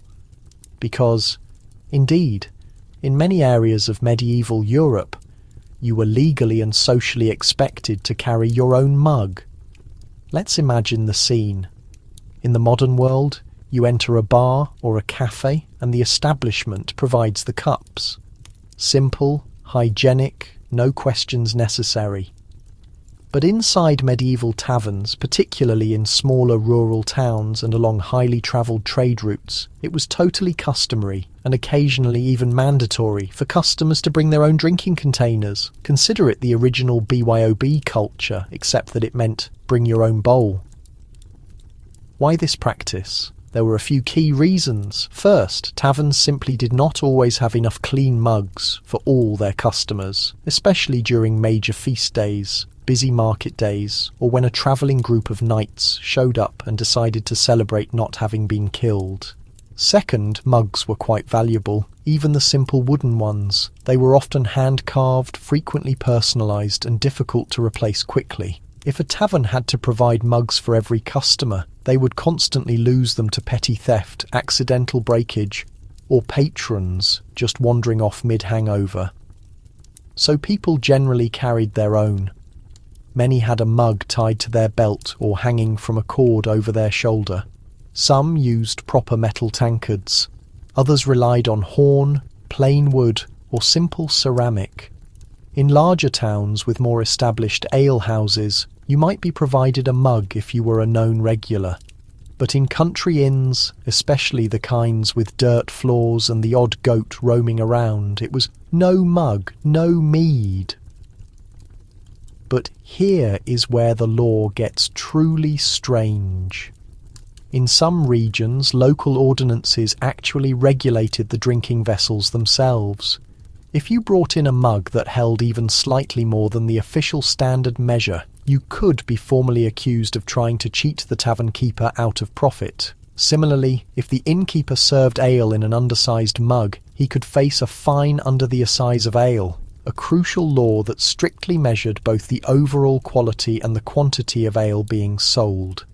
Yes, they literally employed officials, known as ale tasters, to inspect all taverns and make certain customers were not being shorted by even a single sip. So, picture this scenario. You confidently bring your own personal mug to the tavern, hang it proudly on the bar, and the ale taster suddenly walks in. He pulls out an official standard measure, fills your mug, and intently watches. to see precisely how much it holds. If it holds too little, no major problem. But if it holds more than the standard amount, the innkeeper instantly becomes suspicious. Are you attempting to trick me into overpouring? Suddenly, you are the subject of an impromptu medieval investigation over a few extra drops of barley beer. Here is a wonderfully quirky detail. In some specific locations, taverns used shared mugs that were permanently attached to the bar with chains. Yes, chains. You could certainly drink your fill, but you could not walk off with the mug. These were typically crude, metal-reinforced wooden tankards built specifically to endure rough treatment and the occasional drunken brawl. And you can absolutely be sure that health regulations were non-existent. If the previous person at the bar had a serious cold, well, you just inherited it. Hopefully your immune system had a good breakfast that day. Speaking of germs, here is the main scholarly debate. Did medieval people truly understand disease transmission well enough to actually care about shared drinking vessels? Some historians argue that they did not, suggesting the strong preference for personal mugs was more about long-held tradition and property ownership than actual hygiene. Others point out that common folk wisdom certainly linked sickness with physical closeness and sharing, and that some towns did have laws actively discouraging the communal use of bowls or cups during serious outbreaks of plague or pestilence. Either way, carrying your own mug was an extremely practical solution and a distinct form of social standing. People genuinely judged you by your drinkware. Let's not forget the underlying social symbolism of the mug. Wealthier customers possessed exquisitely carved wooden tankards or heavy pewter mugs engraved with their family symbols. Travellers often used collapsible horn cups tucked neatly inside their leather satchels. One legend even describes a man who drank from an elaborate silver chalice shaped like a fish, which frankly sounds quite excessive but is perfectly on brand for medieval overachievers. You are still standing in the tavern now. The hall is packed. A fire quietly spits and crackles, and the music is kept low. Nothing fast, just in case the demons of dance return. Beside you, a big man raises a thick, sculpted tankard and smiles broadly. "Are you a local?" he asks. You nod, reaching for your own drink, then recall your mug is hanging by the fireplace where you left it to air dry last week. The tavern keeper sighs deeply. "We do have a communal cup, but it tips a bit." He pulls out a chunky, uneven wooden vessel, still moist from its last user. You accept it with a polite grin. "There's nothing quite like a little shared spirit," you murmur. "And, maybe tetanus." Over the centuries, naturally, the custom of bringing your personal mug disappeared as public houses grew more established, and drinking practices became routine, especially in larger towns. Inn owners eventually took on the role of providing cups, though they were often quick to demand compensation if anything was damaged or missing. Yet the custom endures, even now. Certain pubs and ale festivals continue the tradition. You bring your own tankard or purchase one at the entry. No mug, no mead. So the next time you visit a bar and someone touches glasses with you, remember this. In the medieval era, you were tapping personal property. Drinking was not merely a shared ritual, it was a matter of logistics, a legal problem, and an odd little status symbol, depending on what your mug communicated about you.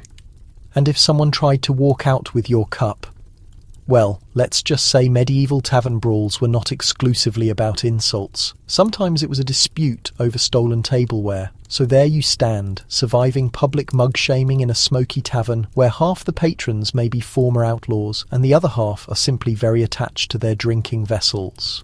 You finally settle down, sip your ale, and share a quick private moment with the person seated across from you. You've already defied the dancing curfew, you've endured bread inspections, and now, as the small flame flickers and the ale begins to blur the edges of the whole world, you lean in close, knowing your loved one departs tomorrow, heading hundreds of miles away. Perhaps to war, maybe to inherit a relative's sheep farm. You panic.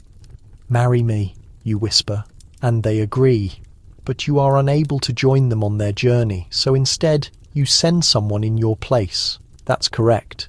In the Middle Ages, you could legally get married by proxy without being present yourself. It sounds like something from a terrible historical comedy sketch. But marriage by proxy was not only permitted in many medieval societies, it was surprisingly common, particularly among royalty and the nobility. The core principle? If you couldn't attend your own marriage ceremony, another person, usually a trusted male family member or advisor, could stand in for you during the ritual. And yes, they would carry out the full motions, say the vows, offer the symbolic gift, a ring, or perhaps a glove or belt, and even kiss the bride, all acting on your behalf. In most instances, these proxy marriages were not considered strange at all. They were tactical. Political agreements between kingdoms often relied on a marriage happening quickly. If a princess in France was meant to marry a prince in Spain, they were not going to risk months of hazardous travel just for the ceremony itself. Instead, she would marry his representative, sometimes in front of a cathedral, packed with witnesses. Then weeks or months later, the actual couple would finally meet and complete the union. Yes, in every sense of the word.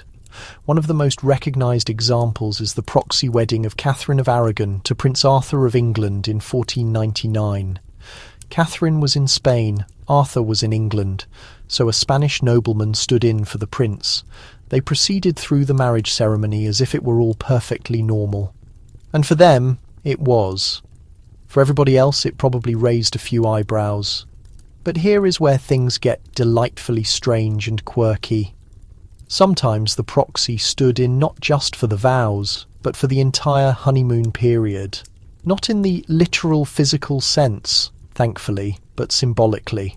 In certain ceremonies, a piece of armour or a sword was placed in the bed between the bride and the proxy to represent the absent groom. It was an awkward and bizarre combination of ritual symbolism that only medieval legal minds could have invented. Marriage by proxy was not strictly for nobles, however. There are documented cases of merchant families using the same arrangement. If a groom was travelling on business for years, but wished to secure a marriage and its associated dowry, he could send a stand-in for himself, and once the ceremony was complete, boom. Contract was valid, rights were confirmed, the dowry was secured. It was essentially long-distance commitment, medieval style. Here is where the legal complexities began.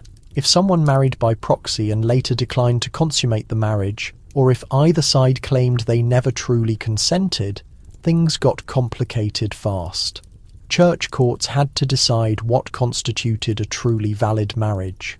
Was it the vows, the witnesses, the fact that a different person kissed your spouse for you while you were busy fighting in Flanders?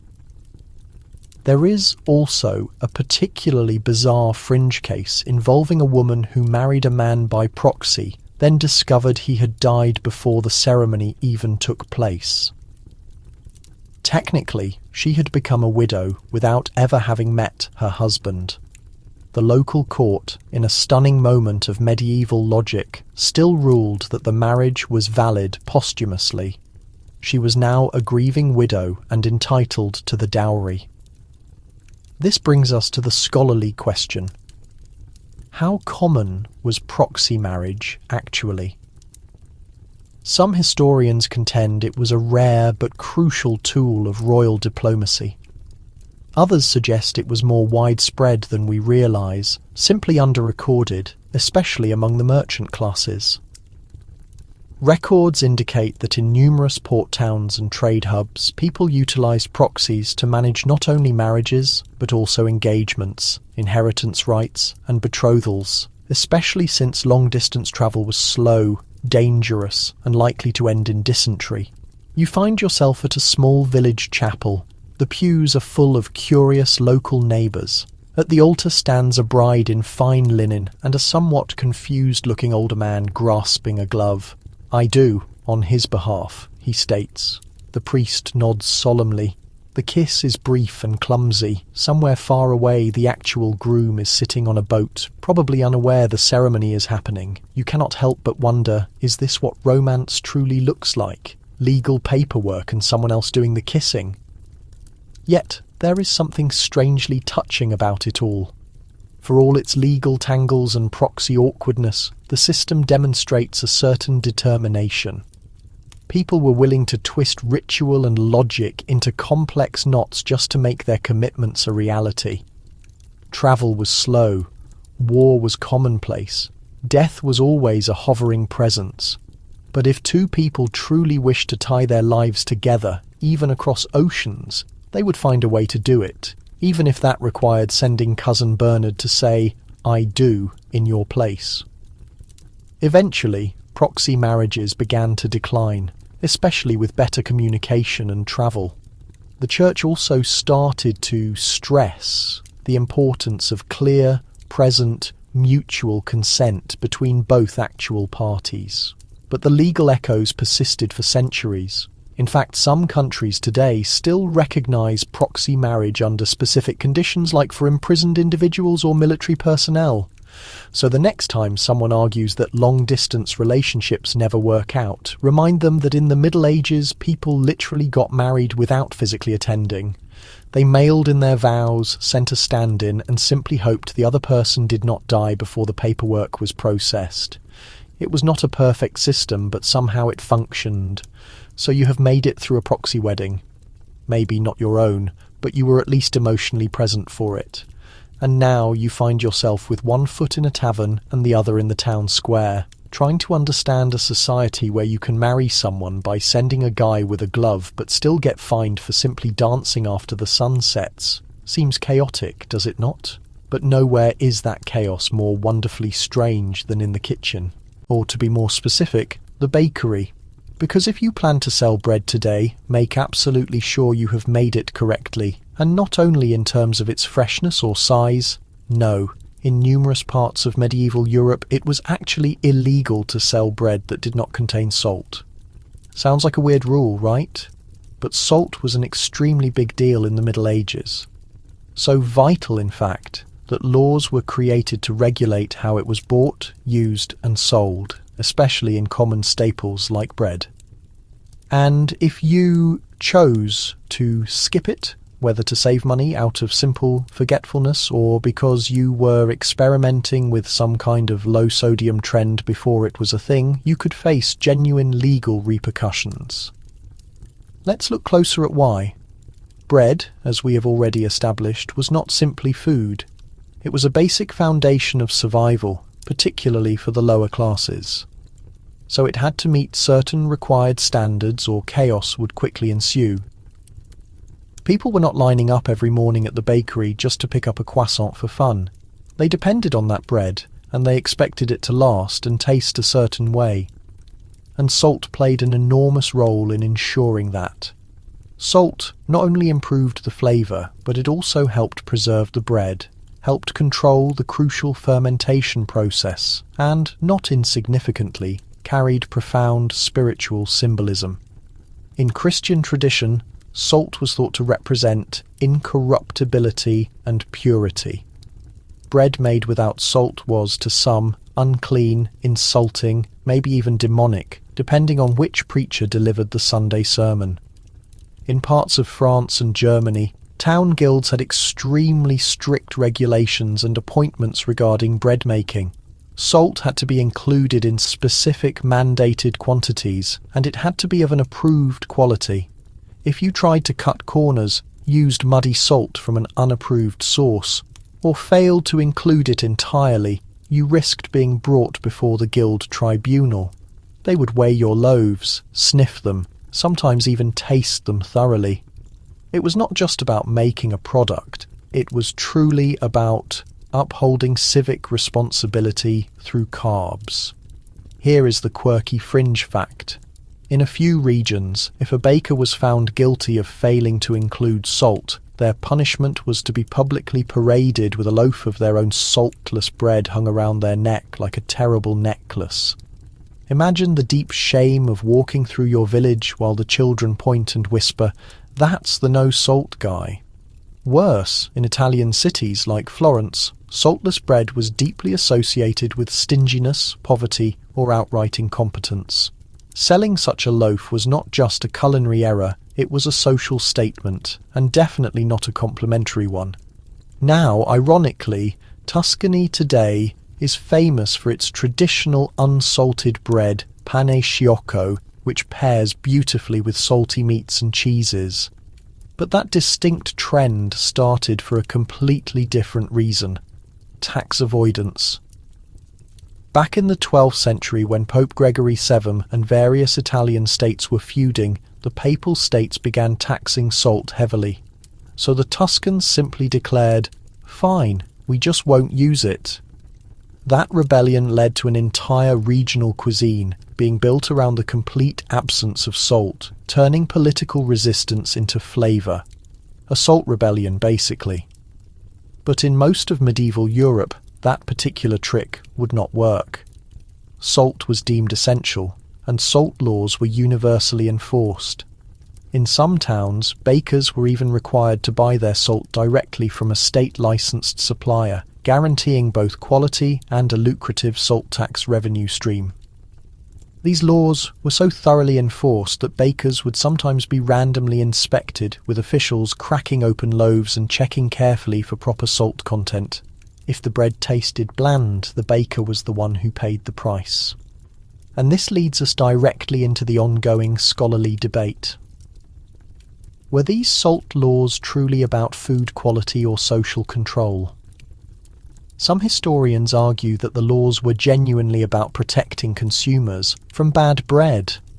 Saltless loaves quickly went stale and could more easily breed mould. Others point to the central role of salt taxes in all medieval economies. Salt was highly regulated, not only because of public health, but because it was extremely lucrative. Governments did not want people going rogue, harvesting their own salt from marshes, smuggling it or skipping it entirely. So they made salt mandatory in basic food staples like bread, where they could easily monitor its use. You walk into a busy stone bakery, the air thick with flour dust and the sweet scent of rising dough. The baker, sleeves rolled to his elbows, pulls a tray from the oven. He inspects the loaf closely, then sighs heavily. "Too light. I knew it," he mutters to himself. "Forgot the salt." He turns and sees the stern guild inspector standing in the doorway. You watch the baker's shoulders slump as he takes a long piece of twine and ties the offending loaf around his neck like a shameful pendant. "Better than a fine," he mutters, or another public sermon from Father Louis. And here is the vital thing. People took these laws seriously because bread riots were a very real threat. If a town's bread was flavourless, underweight, or just plain bad, things quickly became tense. Famine made people desperate. Bad bread made them utterly furious. And salt, scarce, precious, powerful, was a political lightning rod. One cracked crust could easily set off a week of civil unrest. Even today, echoes of these laws survive in certain parts of Europe. Bread is still highly regulated, with strict rules about ingredient size and even fermentation time. France's famous baguette, for example, is legally defined by its ingredients and process.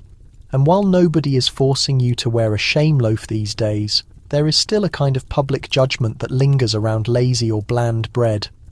So the next time you tear into a warm, salty slice of anything, take a quiet moment to appreciate that for much of human history, this was not just food.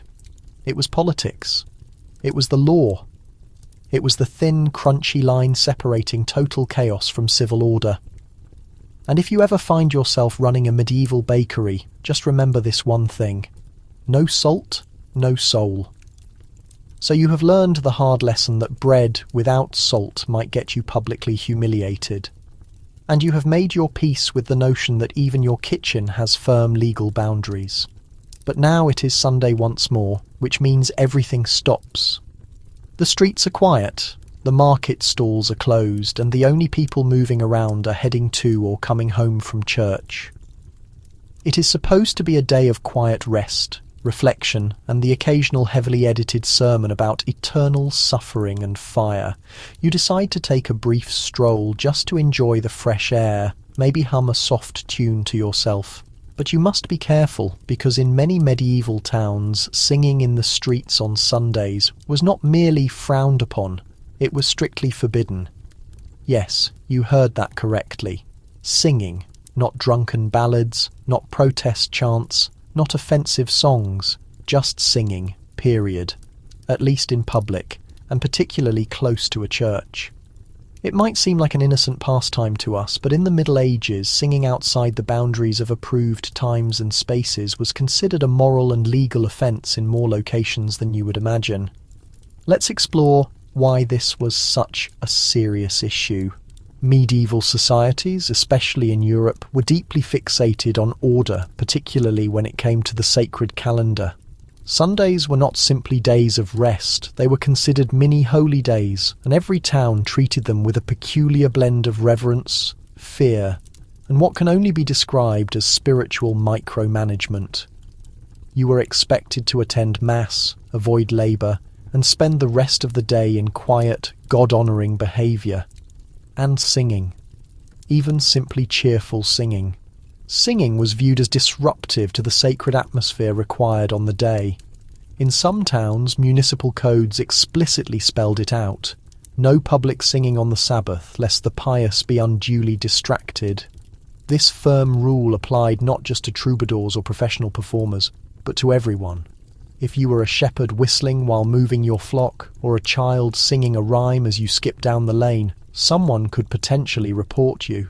And if that someone was a local town guard or a church official, you would be faced with a fine, or worse, a public scolding, which might not sound terrible until you have been forced to stand at the edge of the church green while the priest loudly explains to your neighbours that your humming almost derailed someone's path to salvation. The quirky part? Music was absolutely everywhere in medieval daily life. People loved it deeply. They sang while working, drinking, grieving, walking.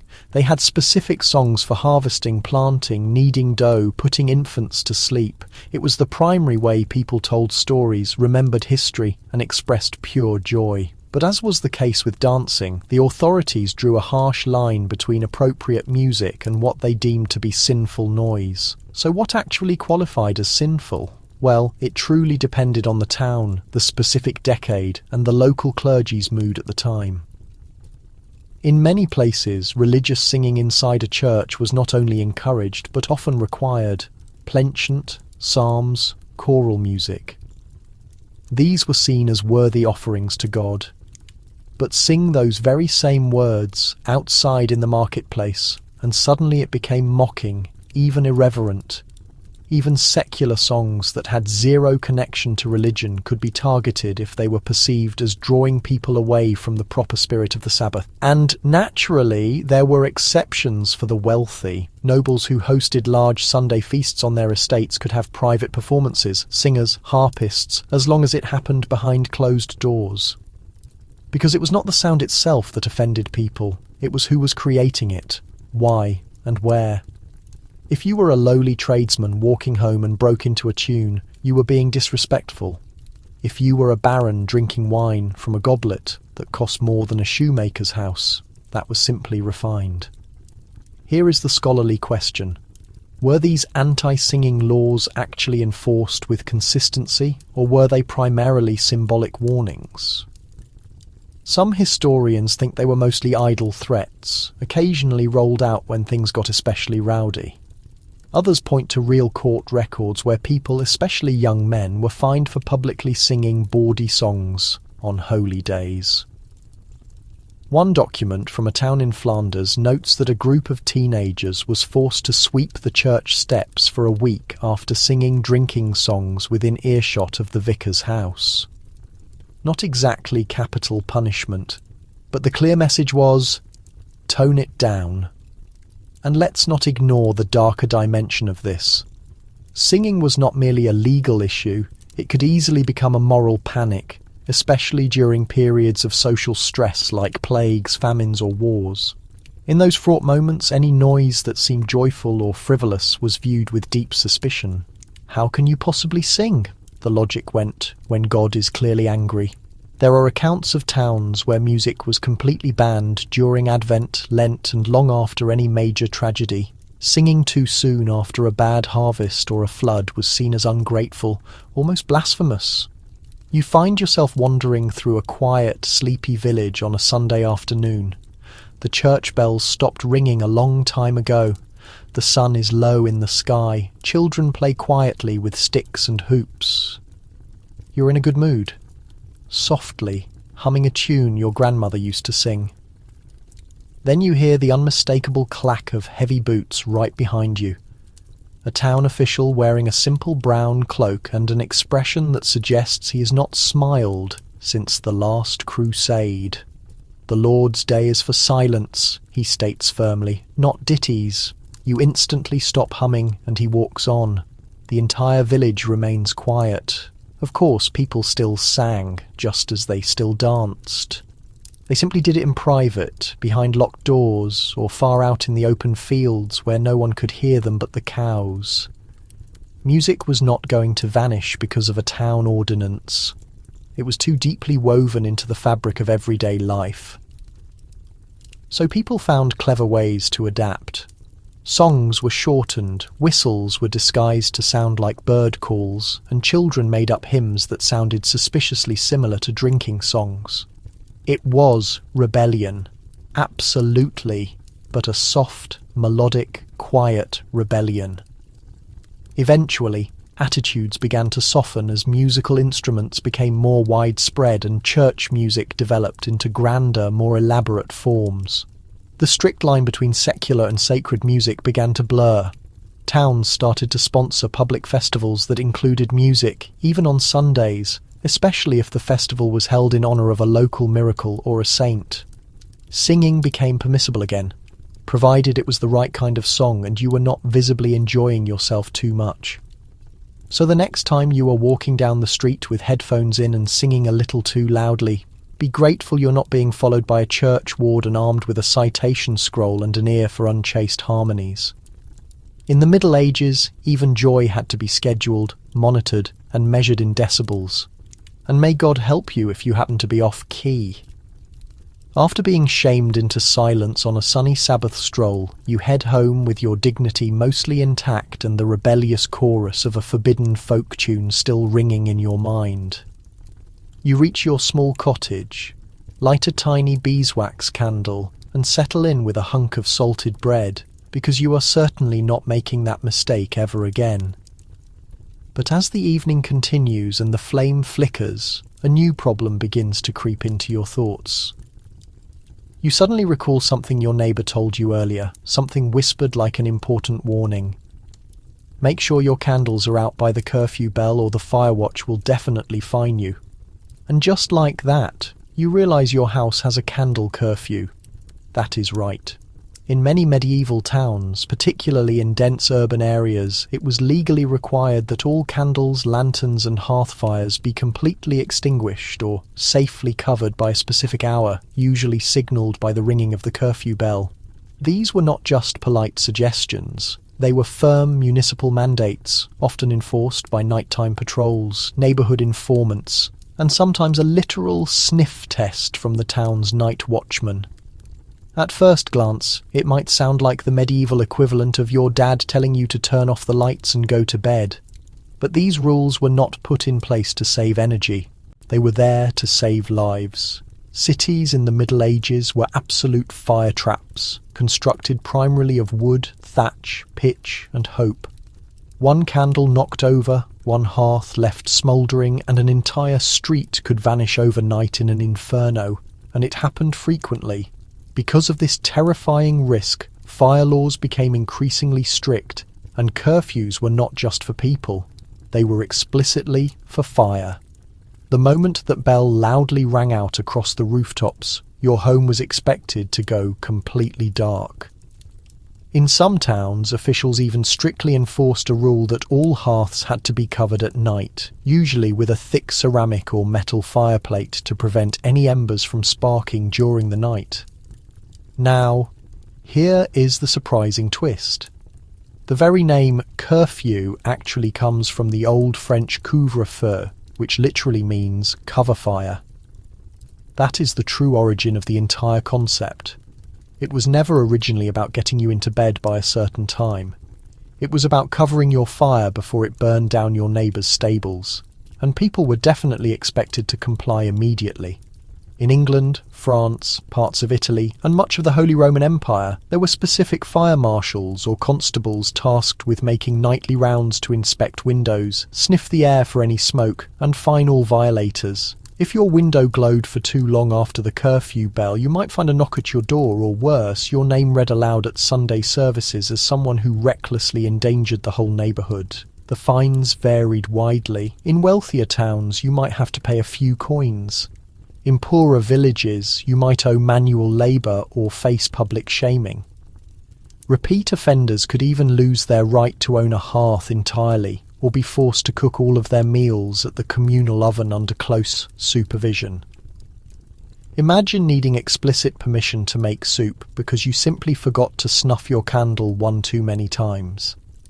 And naturally, just like with fashion, bread, or practically anything else, class was a major factor. Nobles often had a staff of servants who managed their fires for them. Wealthier homes could easily afford safer materials like iron grates and tiled hearths. They were also more likely to have multiple rooms, each with its own fireplace, meaning they had more fires to cover, but also more space to distance themselves from disaster.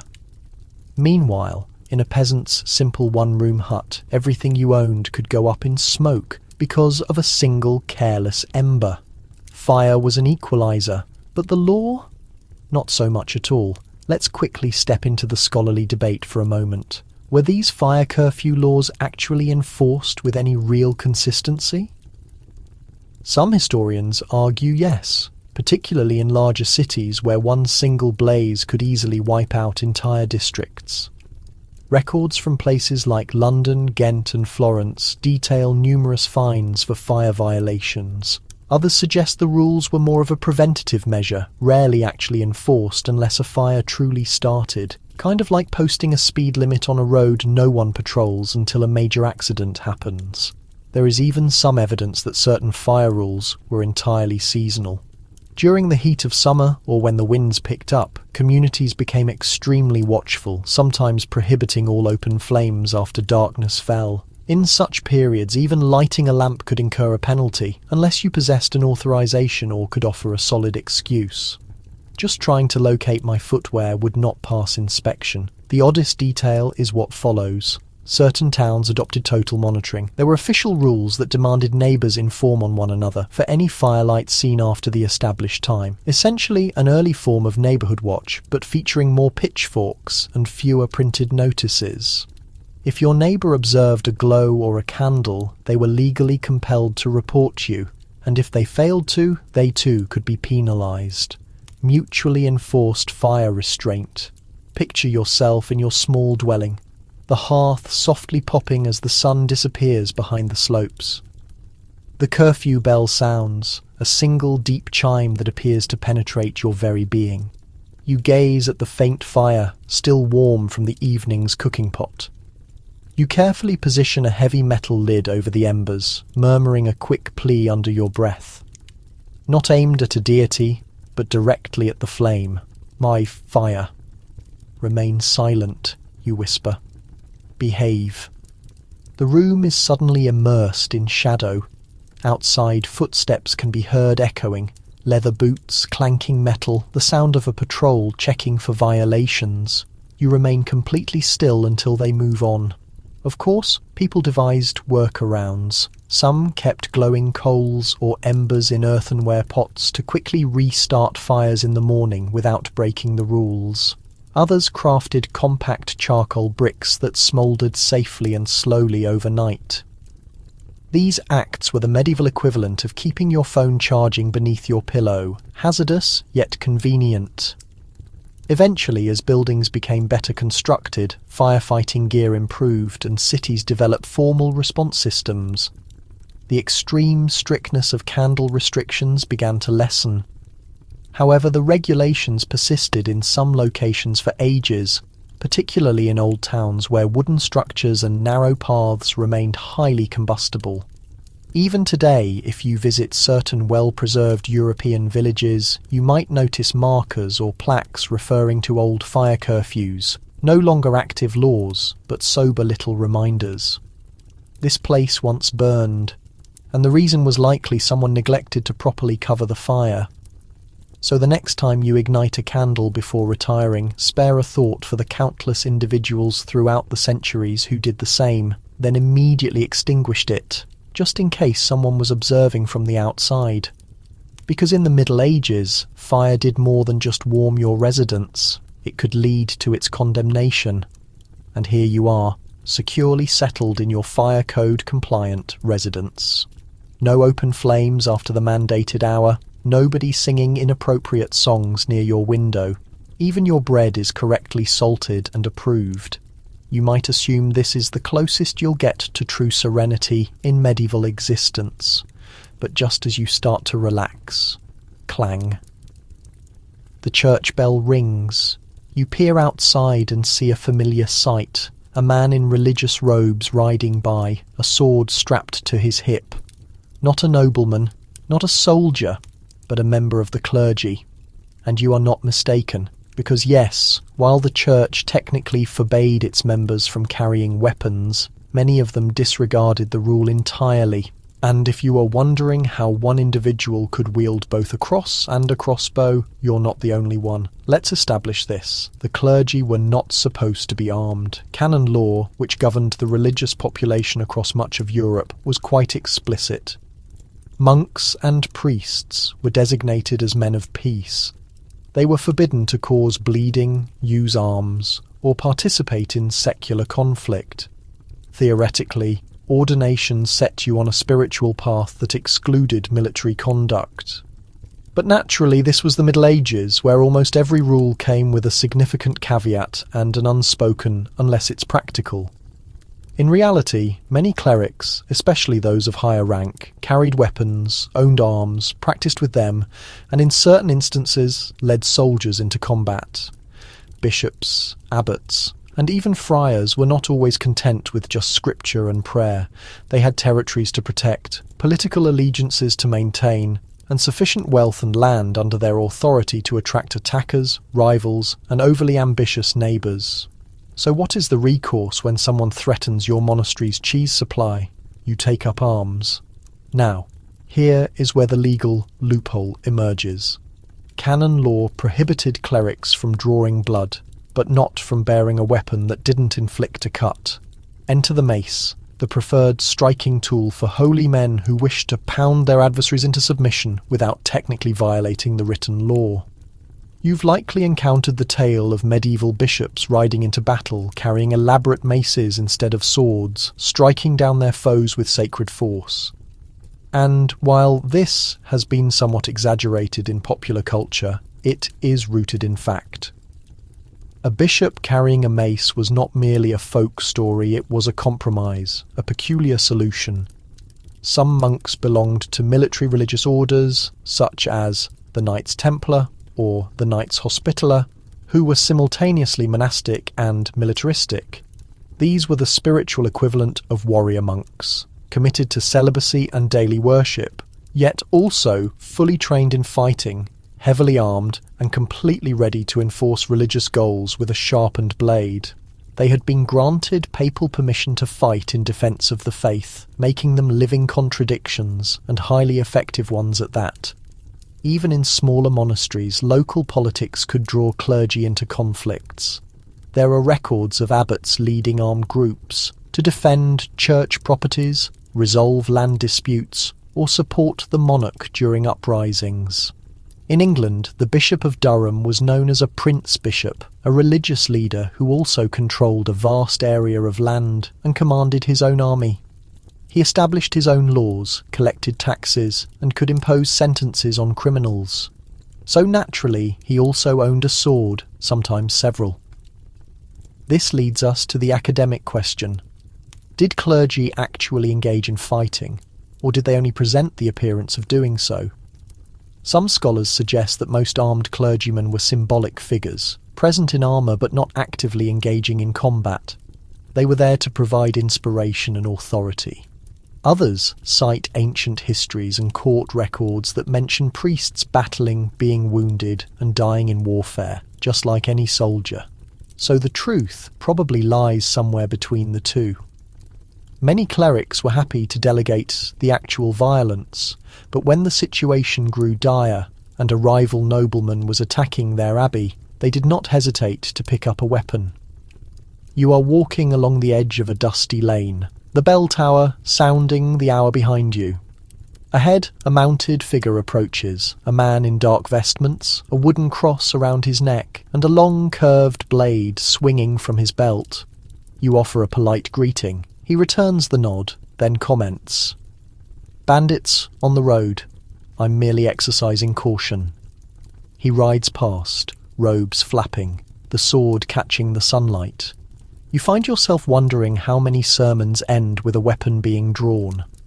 Unsurprisingly, this dual identity generated tension. Many reform movements within the church attempted to crack down on armed clergy, demanding that religious men choose between a weapon and a staff. But in areas where the church held significant political control, those attempts often failed. After all, if you were both bishop and baron, no one could truly compel you to give up your weapons. One particularly well-known example involved Bishop Odo of Bayeux. Half-brother to William the Conqueror, he not only helped fund the Norman conquest of England, but also fought in the battle, mace in hand, on horseback. He even features in the Bayeux tapestry, brandishing his weapon as casually as one might bless a loaf of bread. And when the Pope later reiterated that clergy were not meant to fight, Odo effectively just shrugged. "Well," he might have stated, "I didn't draw blood." Eventually, as warfare in Europe became more structured and national governments began to centralise power, the presence of armed clergy became less common.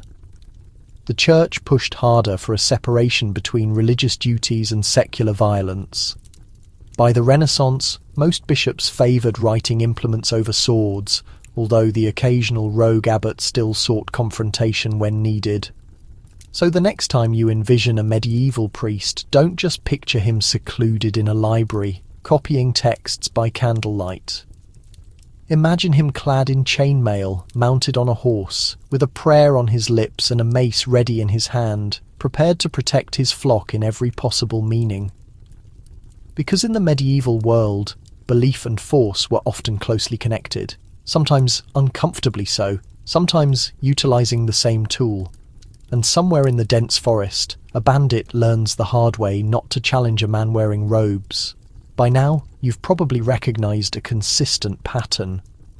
Almost everything in the medieval world, your clothing, your lamps, your food, your personal life, was controlled by some unusually precise regulation, usually enforced by someone holding a scroll, wearing a scowl, and possessing a deep commitment to public humiliation.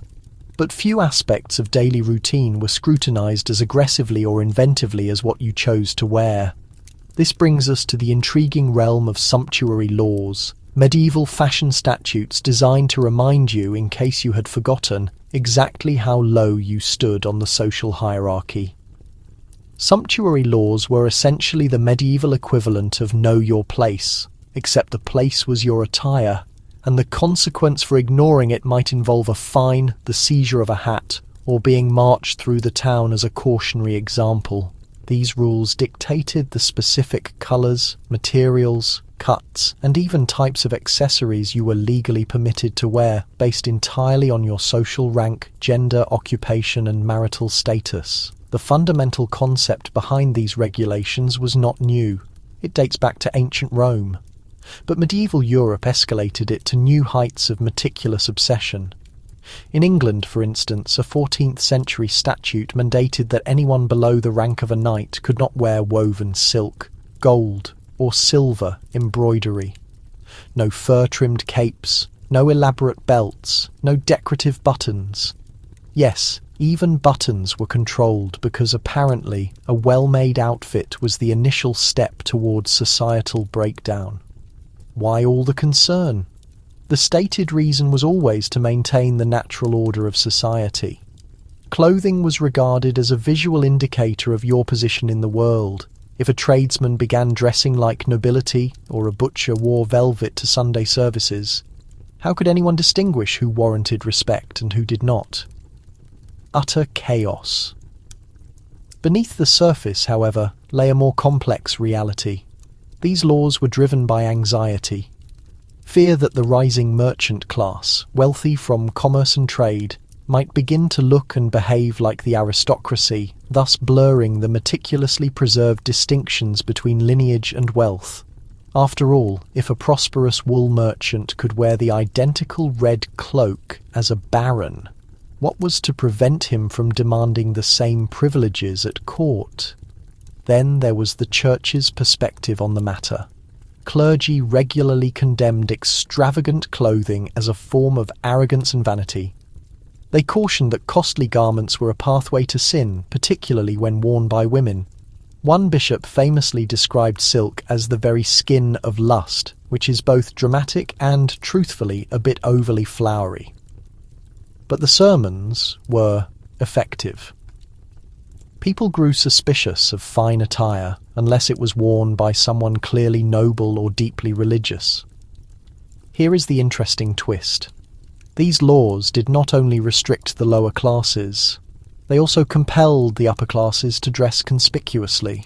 Nobles were required to wear specific symbols of their position, such as jeweled necklaces or complex embroidery, so they could be immediately identified. It was not just about dressing well, it was about visibly flaunting your wealth. If you failed to adequately display your affluence, you risked being mistaken for a commoner, which was, in its own way, a social transgression. The consequences for violating sumptuary laws varied by location and time period. Sometimes it was a financial penalty. Other times, the offending item of clothing would be confiscated and publicly displayed as a deterrent to others. In serious cases, particularly in cities like Venice and Florence, the wearer might be publicly shamed in the streets, forced to account for their offence. Imagine having to explain to a crowd that you wore illegal shoes because your only other pair was full of holes. You are passing through a busy market square when a young woman attracts your attention. She is dressed in a rich green velvet gown bordered with fur and a belt adorned with tiny silver bells. She looks magnificent. But then, from the opposite side of the square, two town guards approach. One unrolls a document. "You are a merchant's daughter," he declares, "not the wife of a knight." The woman flushes. Her father, standing nearby, attempts to object. "I purchased the material myself." The guards ignore him. They unbuckle her belt, roll it up, and walk away with it. Proof of a law enforced.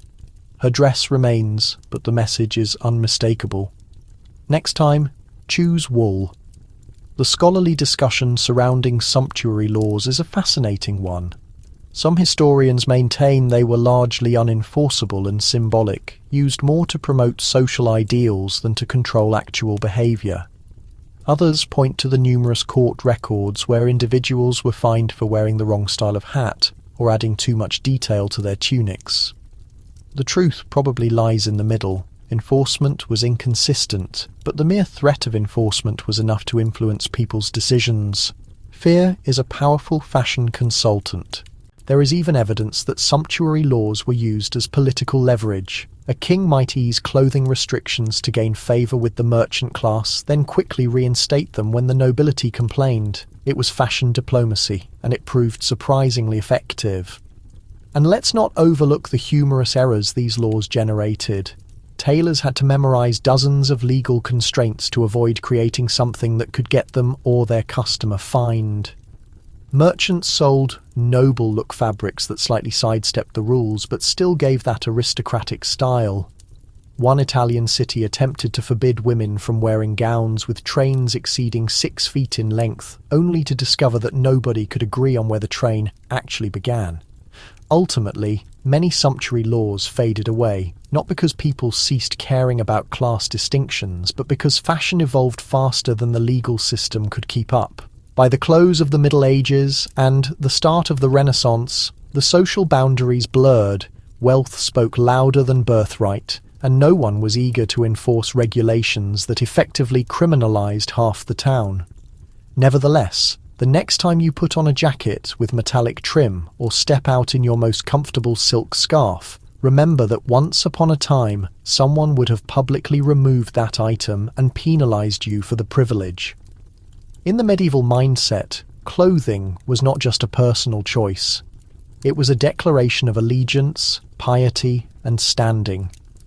And wearing the wrong thing could result in more than just a disapproving glance.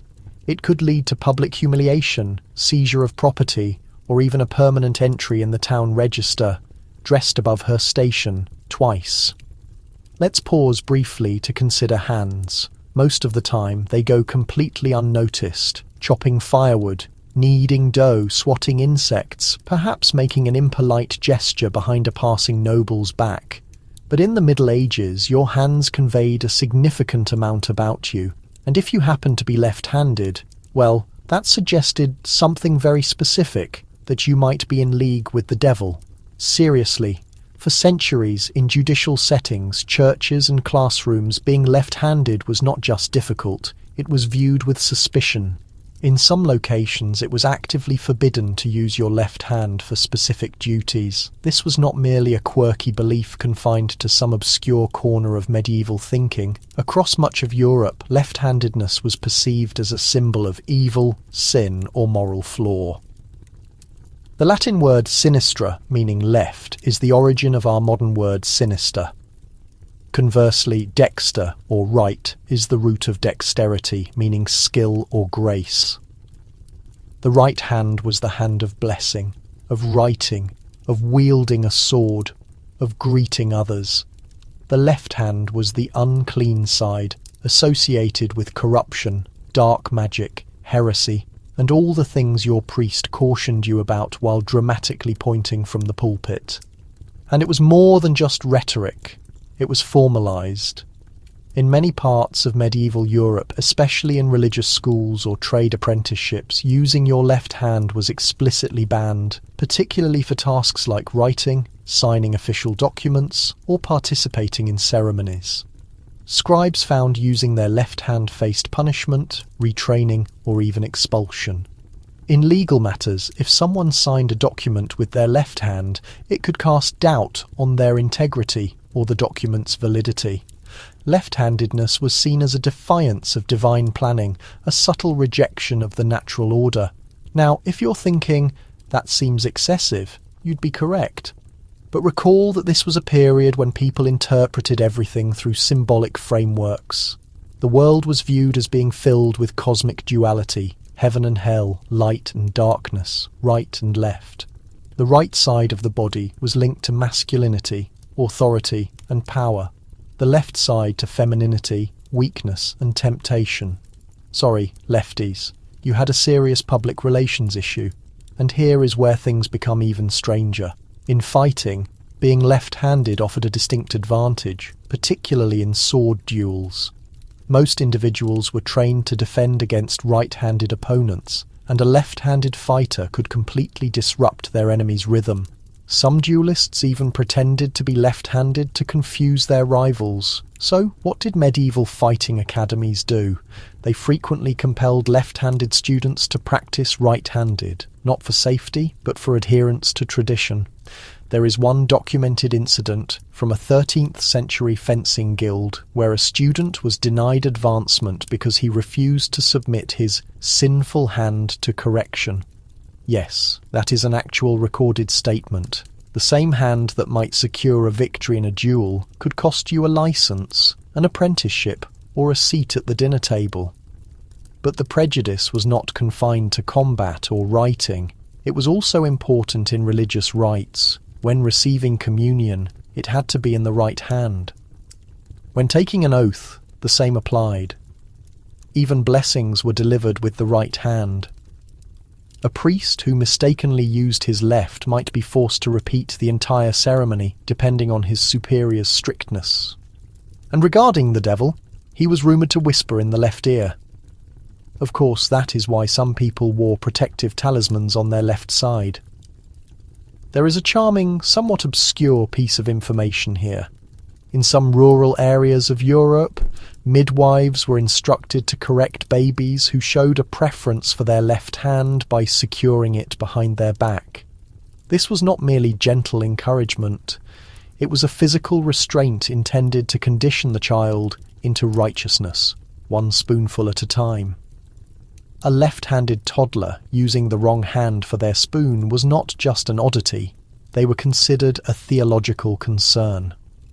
You are walking through a dusty monastery courtyard when a young novice accidentally bumps into you. Parchment tucked under one arm, ink stains visible on both sleeves. He has been practicing calligraphy. You glance down and notice the quill is in his left hand. He quickly shifts it to his right, blushing deeply. "Don't mention it to Brother Gerard," he mumbles. "He claims the devil guides my wrist." You nod slowly, unsure how to respond. Then he adds, "Still writes neater than Gerard, though."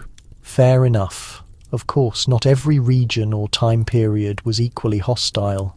Some areas, particularly in the later Middle Ages, began to ease restrictions as literacy increased and more secular schools opened. Left-handedness was occasionally tolerated, especially if the student was talented or affluent, but it remained a mark of shame, and it was not a belief that vanished quickly. Even centuries later, school teachers were still hitting left-handed students with rulers and forcing them to switch. There is an ongoing academic discussion about whether these anti-left-handed rules were formal laws or simply cultural expectations. Some argue it was more of a social pressure or an unstated prejudice. Others point to court documents, educational records, and religious texts that explicitly detail the correction of the left hand as both morally and practically necessary. Either way, the result was consistent. Left-handed people often had to learn to live as right-handed, or at least pretend to. And here is the heartbreaking part. Left-handedness is neurological, not a matter of choice. Attempting to alter it can result in long-term difficulties, especially with physical coordination, memory, and self-confidence. So when medieval society penalised lefties, they were not just enforcing social conformity, they were demanding a change in neurological wiring, with all the unforeseen consequences that followed. Eventually, left-handedness shed its moral stigma, though the process was agonizingly slow. By the beginning of the early modern period, some artists, musicians, and fighters began to embrace it as a sign of their distinctiveness. But in the Middle Ages, it made you a person of suspicion, a walking question mark, an individual whose hands did not conform to the rules of heaven and earth. So the next time you shake someone's hand, pass a cup, or sign your name, take a moment to appreciate the simple freedom of choice. Because not long ago, the wrong hand could cost you your reputation or your place in society. And if you are left-handed, just know that you would have survived the Middle Ages, but probably with some bruises on your knuckles and a suspiciously neat right-handed signature. By this point, you have successfully navigated the Middle Ages with your bread seasoned correctly, your candle extinguished, and your left hand discreetly tucked away. You have outwitted forest wardens, observed sword-wielding bishops, and learned not to dance after sunset unless your intention is serious. But now, you are merely trying to manage the week and keep your household functioning. You have been assigned the task of baking a few loaves, something substantial, filling, perhaps with a bit of barley mixed in to conserve the wheat. You measure meticulously, weigh the flour, shape the dough, but then you freeze. Because in medieval communities, if your loaf fails to meet the precise required weight, you could incite a riot. Yes, that is not an exaggeration. In the Middle Ages, the weight of bread was a public fixation, and bakers were held to standards so rigorous they make today's food safety regulations seem positively lax. Bread was not just a meal, It was sustenance. And if the local bakery shorted you even a small amount, the townspeople did not simply complain, they rebelled. So in response, cities enacted laws that transformed bread weight into a deadly serious matter, complete with inspections, penalties, and, occasionally, public floggings. The most famous of these laws originated in England, the Assize of Bread. First passed in the 13th century, it established specific weights and prices for bread that were adjusted based on the changing market cost of wheat. The law was updated constantly, sometimes every week, and every baker was expected to adhere to it with fanatical precision. If the cost of wheat rose, the loaf became smaller. If wheat became cheap, the loaves grew larger. And may a higher power help the baker who attempted to defraud the system by producing an excessively light loaf when grain prices were low. Now, here is the obstacle. Most people could not read the constantly changing weight tables, so how did they know they were being shorted? They did not. They relied on instinct. And frequently, they were right. A lighter loaf was noticeable, and when food was scarce, you noticed every crumb that was missing. To prevent deceit, officials known as ale conners and bread weighers were sent to monitor bakeries. They carried scales, sample loaves, and a fierce sense of righteous indignation. If a baker was found selling underweight bread, the punishment was severe. First offence, a fine, perhaps public humiliation. Second offence, you might be paraded through the streets with your substandard bread tied around your neck like a necklace of disgrace. Third offence, you could be placed in the stocks, have your oven demolished, or if things were truly serious, be permanently forbidden from baking. And here is the unique detail. This is precisely why the baker's dozen came to exist. Bakers were so fearful of accidentally selling an underweight loaf that they routinely included an extra one with every dozen, just to be absolutely certain. So when you purchase 13 muffins today and think, what a kind tradition, you are actually honouring a time when bread laws were so strict that bakers began giving away bonus carbs just to avoid incarceration. There are even town records of bread riots erupting over disputes concerning weight. In one 14th century French town, a baker's assistant sold slightly underweight loaves during the religious period of Lent. When discovered, he was pursued into the street by an angry mob of townspeople who then stormed the bakery and set it on fire. The authorities? They mostly just shrugged and fined the baker for disturbing the peace. But it was not just the public that was vigilant. Monasteries, which often operated their own bakeries, enforced even stricter regulations. Monks who skimped on the bread measurements faced flogging, assignment of extra fasting days, or demotion to cleaning latrines. Some abbeys even maintained detailed weight records spanning decades, tracking how their bread sizes varied with the harvests, the weather, and inflation. That's right. Monks were the original food safety inspectors, only with more ink stains and less patience. You wander through a market paved with cobblestones as sellers call out prices and chickens roam freely. A baker shouts, offering freshly baked rye loaves stacked neatly on a wooden shelf. You approach and you pick one up. It feels unsubstantial, far too light. A shopper nearby observes your hesitation, her gaze narrowing. "Weigh it," she mutters. The baker tenses. A nearby young boy dashes off, soon returning with a city official. The officer produces a small iron scale and a counterweight. Everyone watches intently. The bread loaf registers slightly below the legal standard. The officer glares at the baker. The baker sighs, conceding. Fine, he can take it for no charge. The crowd gives a nod of approval. The situation is resolved for now. The academic debate surrounding this event is whether these particular laws were actually enforced in every town or only in the major urban centres. Some scholars maintain that in rural communities, regulations were more relaxed, and people simply relied on instinct for bartering, but others cite official documents indicating routine checks, even in the smallest of parishes. Bread was quite simply too critical a staple to leave unsupervised. It was intrinsically connected to well-being, satisfaction, and public order. A community that allowed its bakers to operate without restraint risked more than just poor quality crusts. It risked outright revolt. Furthermore, this preoccupation with the exact weight of bread was directly linked to the medieval understanding of fairness and equity. The concept was that the poor, whose diet consisted mainly of bread, were owed consistency. Their existence was already precarious enough. War, sickness, harsh weather, taxation. The single thing they were supposed to be able to rely on, ideally, was a loaf of bread that met its proper weight. The law became a sort of moral bedrock, and the baker was expected to abide by it, much like a clergyman upholding religious text. Eventually, with the emergence of centralized governance and the introduction of coin-based economies, the regulation of bread prices became less rigid. Yet the memory of those stringent laws persists. Even in the present day, certain nations in Europe maintain standards for what can officially be called bread. France's baguette regulations, as an illustration, still specify weight, components, and preparation methods.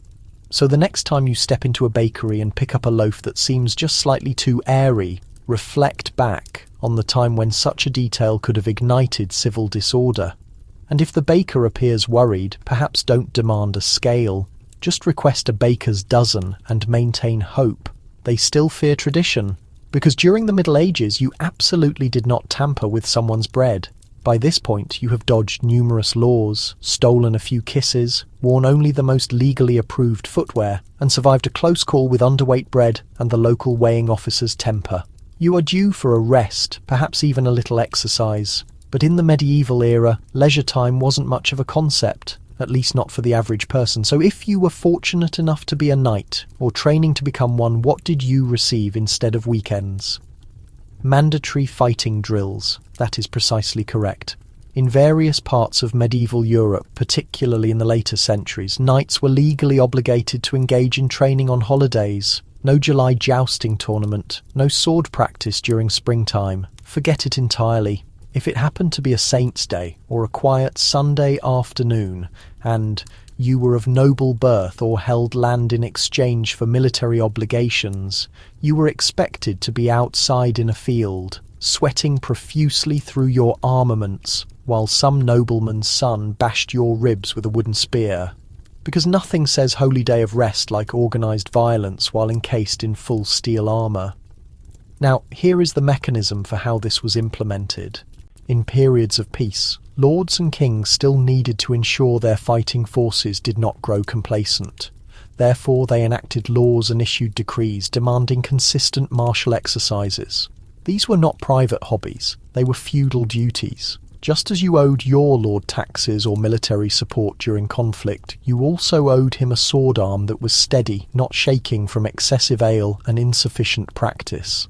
Some areas established official training dates, frequently coinciding with religious festivals or celebration days, when the populace would gather to observe knights and squires perform manoeuvres, spar, and participate in mounted combat. It may seem odd, compelling someone to work on a holiday, but from the medieval perspective, it was entirely logical. Feast days attracted significant crowds, and crowds provided an opportunity to demonstrate military readiness. And if you belonged to the nobility, being seen publicly in armour, showcasing your aptitude with a sword was essential for maintaining your social standing. It was not solely about combat. It was about presentation. If you awkwardly tripped over your own sword belt in front of your tenants, you would never live down the humiliation. And these were not casual sparring sessions either. In places such as France, England, and the Germanic states, entire events were organised around tournaments and simulated battles, often authorised by legislation. Sometimes, participation was a prerequisite to prove your continued value as a loyal vassal. If you frequently failed to show up, you risked being summoned to court and questioned about your allegiance, or worse, falling out of favour with your liege lord. A strange minor detail. Laws existed to regulate the severity of the practice. For instance, During certain feast day tournaments, knights were only permitted to use weapons with dulled edges, and in specific towns they were required to sign formal pledges not to deliberately mutilate one another. You know you are living in a very specific kind of world when "please refrain from decapitating your training partner" needs to be formally legislated. Yet accidents did occur nonetheless. Fractures, head injuries, even fatalities. A record from 15th century Burgundy recounts a squire who accidentally killed a nobleman during a training match and was ordered to pay a fine equivalent to an entire year's income and compelled to donate a stained glass window to the local cathedral. Naturally, some lords were more lenient, treating these sessions more as public spectacle than genuine preparation. But others, especially in border territories or politically unstable regions, were strict disciplinarians. If you were associated with a noble household, consistent training was mandatory. It was not optional, it was a component of your legal status, just like your coat of arms or your estate residence. To be a knight meant being constantly prepared. And that brings us to the ongoing academic question. Were these statutes truly enforced, or were they primarily symbolic expectations? Some historians propose that most training requirements were simply general recommendations, not absolute mandates. But others point to property deeds, official charters, and legal documents that explicitly link feudal obligations to combat preparedness.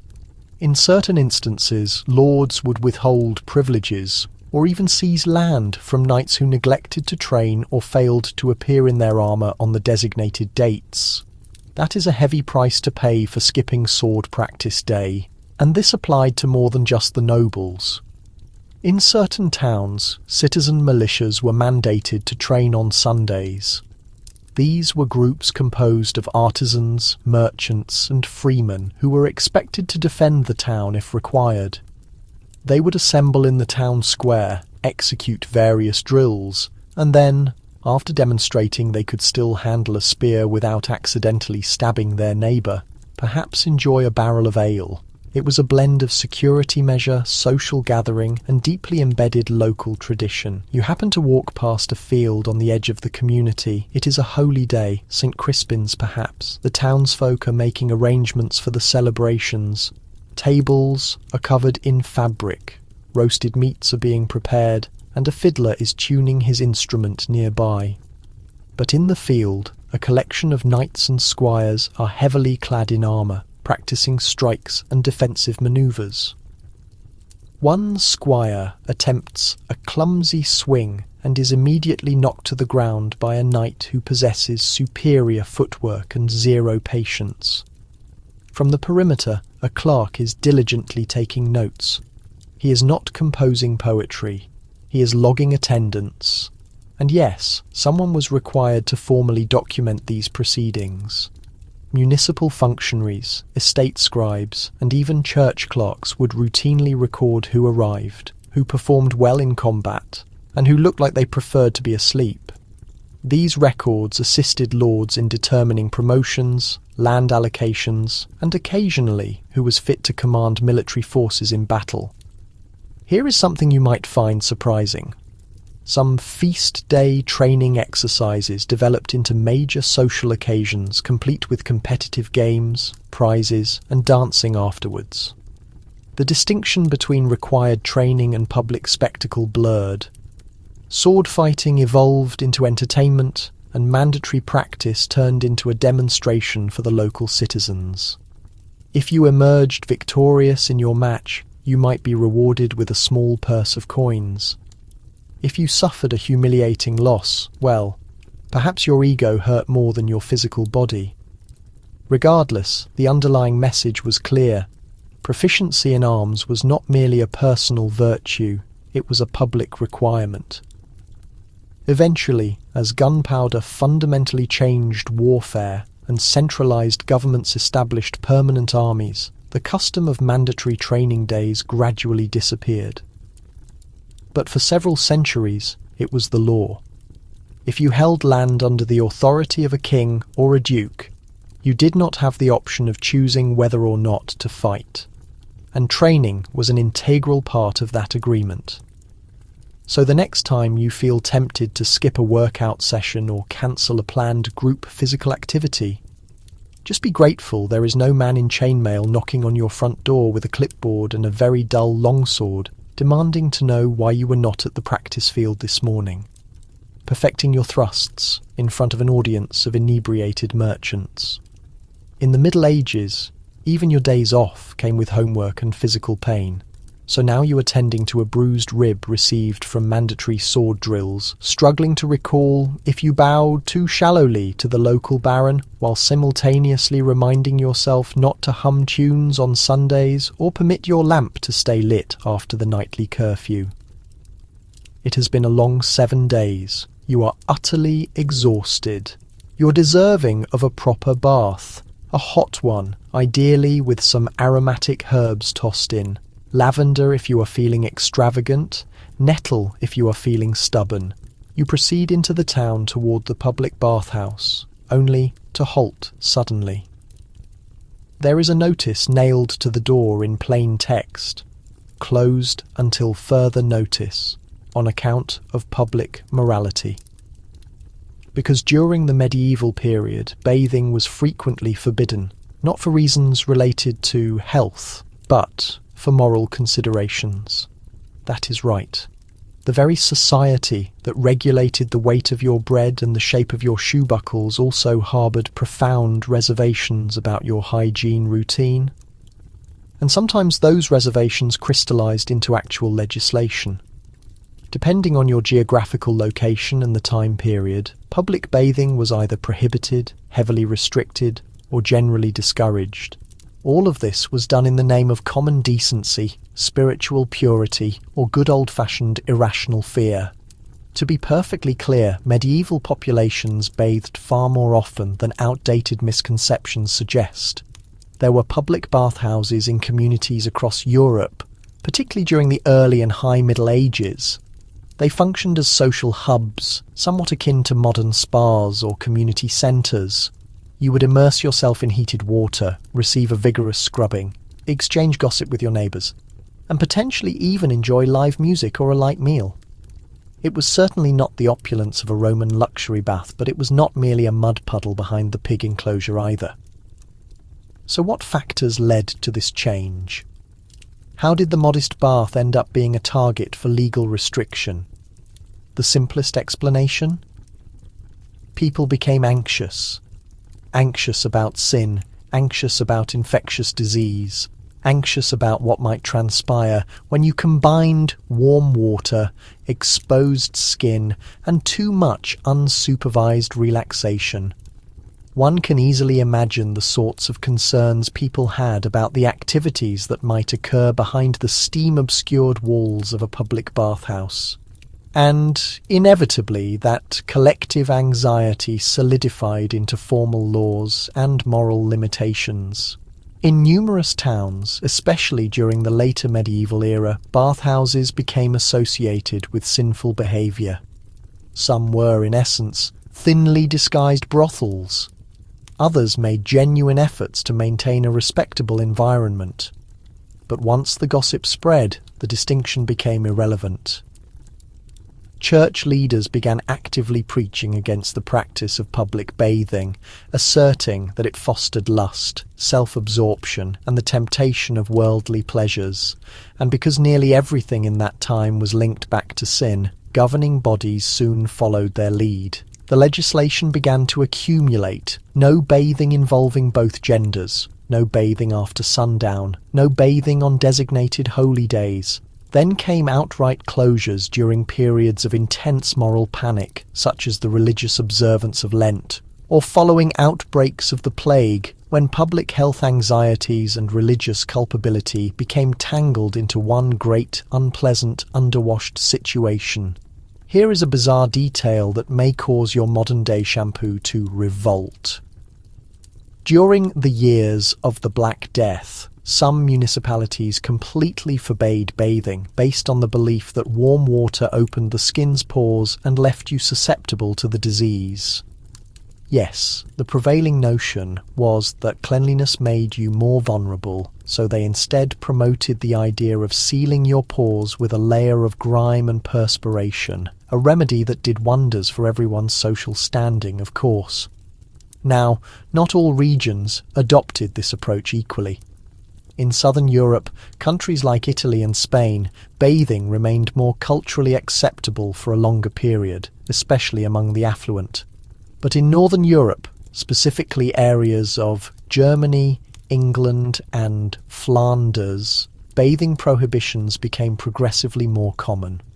By the 14th and 15th centuries, some towns even enacted statutes that fined bathhouse operators for permitting men and women to bathe within the same establishment, let alone the same basin. You are walking along a narrow path in a cold English village. Smoke billows from the chimneys, and somewhere in the distance a donkey makes a noise. You spot a small stone structure with a plume of steam rising from its roof, a welcome indicator of heat. But as you get closer, you see the door is secured with a heavy bar and a local law officer is standing nearby. "It is closed," he announces. "The council decided too many people were getting ideas in there." You shiver. "Ideas?" He nods solemnly. "Naked ones." You turn and head back into the cold dirt, which is now an official component of your winter attire. Here is the scholarly discussion. Were these bath prohibitions truly motivated by moral concerns or by a desire for societal control? Some argue that local governing bodies utilised bathhouse shutdowns as a means to suppress gatherings they could not effectively monitor. After all, bathhouses were often places where people spoke freely, shared news, exchanged information, and in certain instances organised opposition to unfair taxes or unpopular lords. Others argue that the restrictions were less about control and more driven by fear. Fear of disease, fear of sin, fear of the human body, especially the notion that physical comfort might lead to moral degradation. It is important to note that bathhouses were not universally squalid dens of iniquity. Many were quite hygienic, managed by rigid guilds who ensured the water was fresh, the temperature regulated, and the services conducted with propriety. There were even ordinances dictating the types of soaps that could be utilised and the frequency with which linens were laundered. But none of that mattered. Once the perception took hold that public bathing was equivalent to private sin, the steam-filled establishments began to disappear. The wealthy, naturally, continued to bathe. They possessed private tubs, personal attendants, and access to luxurious herbs and oils that the average person could only dream of. The laws were not directed at them. They were directed at you, the ordinary individual seeking a bit of cleanliness and a brief respite from the general medieval dirt. You were instructed to cleanse yourself with a cloth, perhaps rinsing with a modest basin of lukewarm water once a week. And if you smelled unpleasant, well, so did everyone else. Olfactory adaptation was your only source of hope. And what was the outcome when access to bathing was curtailed? The use of perfumes soared. Herbal satchels, fragrant oils and pomanders, small spheres filled with spices, became the common method of deodorization. People concealed them within their clothing, wore them attached to belts, or simply held them while traversing crowds. Bathing was regarded with suspicion, but smelling pleasant, that was considered divine. Eventually, of course, bathing experienced a resurgence thanks to the Renaissance, the proliferation of the printing press, and the slow realization that perhaps hot water was not a direct route to eternal damnation after all. But for a few grim centuries, cleanliness was equated with impiety, and the law made sure you understood that distinction. So, the next time you step into a hot shower following a demanding day, spare a thought for your medieval counterpart hunched over a cold basin, scrubbing behind their ears with a coarse cloth, while a priest outside sermonizes about how soap encourages the sin of vanity. And remember, in the Middle Ages, even cleaning your armpits could result in a penalty. You have officially abandoned the goal of being perfectly clean. The public bathhouse is secured with a heavy bar. Your supply of scented herbs ran out 3 days ago, and you are starting to contemplate if the lingering aroma of turnips and rough wool is simply your new natural scent. You could certainly go and wade into a local stream, but then you risk being reported for unauthorized aquatic activity. So you choose to distract yourself in the time-honored manner. Gossip. And what better location to hear the latest news and stories than the nearest tavern? You enter the premises, place an order for a drink, and lean in as the hushed conversations begin. But you must be cautious, because in medieval communities, the act of spreading rumours could result in you being fined, publicly branded, or even expelled from the town. Welcome to the peculiar existence of anti-gossip legislation. Now, everyone engages in gossip. It is practically a universal human habit, predating fire and more compelling than a piece of salted bread. But during the Middle Ages, gossip was not merely insignificant talk. It was a serious threat. It had the power to destroy reputations, fracture marriages, sow widespread suspicion, and most frightening of all, incite genuine civil unrest. Town councils, village courts, and religious authorities all recognized one fundamental truth. Words had the capacity to destabilize more than just personal relationships. They could destabilize entire communities. So, logically, they enacted laws to prevent it. In numerous medieval towns, particularly throughout England, France, and the Low Countries, there were explicit mandates and ordinances against the spreading of scandals, trivial conversation, and slanderous remarks. These were not vague warnings either. Some statutes detailed with remarkable precision specific phrases that could land you in the village court. Accusing another person of theft, promiscuity, heresy, or even laziness could result in a public punishment if you could not provide proof. If you alleged that someone had diluted their wine or tampered with the market scales, and they took offence, you had better have a reliable witness or be prepared to stand before the entire village with a placard around your neck that declared you a liar. And let us be quite clear, this was not primarily intended to safeguard people's feelings. The entire focus was on preserving stability. In a society where the reputation of the family meant everything, and retribution often followed the slightest slight, it was crucial to keep communal tensions contained. Rumour was handled like fire near kindling, appearing harmless yet capable of total destruction. A spoken secret could result in a fight to the death. A baseless story might spark mass unrest. The legal term frequently applied was calumny, and medieval slander trials were a routine occurrence in local halls of justice. Some regions even had specific scolding courts devoted entirely to resolving these personal verbal conflicts. In these judicial settings, women were seen much more often than men, not due to an inherent tendency to gossip, but because the statutes presumed they were the main offenders. This leads us to one of history's most bizarre penalties, the scold's bridle.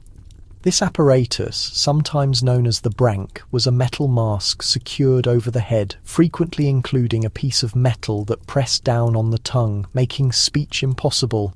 Convicted persons were paraded through the main square while wearing it, occasionally with small bells attached to attract attention.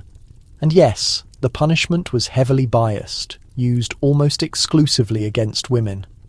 The prevailing societal logic was that a scolding woman, a phrase essentially meaning a woman who was too vocal with her views, posed a threat to social structure.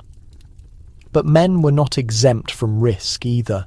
In some townships, male spreaders of rumour were punished with public stocks, monetary penalties, or forced public admissions of guilt. One German town's records detail a situation where a merchant accused a peer of adultery with the local butcher's wife. He could not substantiate the claim, and instead of a physical confrontation, he was ordered to finance a cask of wine for all the residents as a symbolic expression of remorse. Quite an expensive mistake, that was. And then we had laws against eavesdropping. That's right, even listening to others' private talk could land you in hot water. If you were caught lingering near the undersides of roofs, hence the term, or close to fences, to secretly listen to private discussions, you could be fined heavily. Medieval townships viewed privacy with an almost paranoid intensity. What was shared behind closed entrances needed to remain there. Otherwise, you might find yourself nursing your tankard of ale and listening to two citizens arguing softly in the corner. One person whispers that the baker's assistant has been secretly giving extra bread to the blacksmith's daughter. The second gasps and adds that she's already engaged to another man. A server walks by and overhears the last part of the statement. Her eyes narrow momentarily. "You didn't get that information from me," she whispers and quickly retreats into the kitchen. You start to get the feeling that the establishment is listening and maybe holds a few secret informants. Here is where scholars disagree. Were these strict talk laws truly about verifying facts, or were they mechanisms for controlling society? Some academics propose they were established to guard people's standing and maintain peace in close-knit communities. After all, when you live in a place with only 300 inhabitants, one piece of gossip can stick to you forever. Others hold a different perspective. They suggest these statutes were simply ways to quell opposition, particularly among the lower classes and women. A town's governing body could penalise a rumour that closely resembled a critique of authority. A clergyman could silence charges of corruption by labelling them as slander. It wasn't always about shared harmony. It was often a matter of who held the authority. And the issue became even more complicated in certain territories. Gossip wasn't just treated as a violation of civil law. It became a transgression against faith. The church labelled specific kinds of speech as calumny, intentionally spreading falsehoods, or detraction, revealing true facts that harm a reputation, and idle chatter, essentially speaking excessively without justifiable reason. Punishments for these infractions varied, ranging from reciting sacred verses to making public apologies from the church's elevated speaking platform. Yes, you could be compelled to admit your chatty wrongdoings in front of everyone in your congregation immediately after the sermon, likely sweating profusely and doing your best to avoid the gaze of those you had discussed. Eventually, as printed materials proliferated and more people learned to read, the anti-gossip statutes began to change. People found ways to write their thoughts anonymously, small pamphlets, handwritten letters, signs posted on walls, affixing them where no one could determine the source. It became far more difficult to punish speech when it ceased to be a whispered account and transformed into a widely distributed message. But for many generations, the spoken utterance remained a serious danger. So the next time you feel the urge to confide in a friend about something scandalous you heard at your workplace, just be thankful there isn't a metal mask waiting for you in the storage room, no wooden planks prepared for your neck, no scribe documenting did spread fabrications about the barrel maker's nuptials in an old court record book. Because in those earlier times you literally could talk your way into serious difficulty. So here you are now, muddy, slightly scratched up, and officially scared to speak your mind openly. You've experienced it all, from the baked goods controversy to the clothing restrictions, the burden of having the sinful left hand, and the narrow distinction between a local celebration and a serious felony. But now, just when you believe the worst is past, you hear a sound, the chime of a bell, not the one for worship, not the one announcing the end of the evening. This one has an urgent, sharp quality. It signals a crisis. A man runs past screaming something about the baker's hay storage structure being engulfed in flames. Another yells about a stolen goat. And suddenly, citizens are pouring into the main public area. Why? Because someone is about to issue the hue and cry. Now, in our modern language, that sounds like the name of a theatrical music group or a particularly lively group chat. But in the medieval period, the hue and cry was a literal legal obligation. If you witnessed a criminal act, such as a theft, an attack, or a person deliberately setting fire to your neighbour's piled hay, you were legally mandated to create the maximum possible disturbance. Your duty was to shout, vigorously ring any bells, aggressively knock on doors, or even sound a horn if you owned one. The objective? To notify every single person in the area that a lawbreaker was loose and actively running. But the expectation did not end with just raising your voice. That was merely the starting point.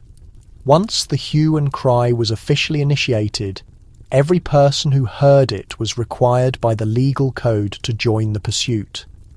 Not only the official guards, not just the local law officer, everyone from the metalworker to the school child to the elderly woman with joint issues.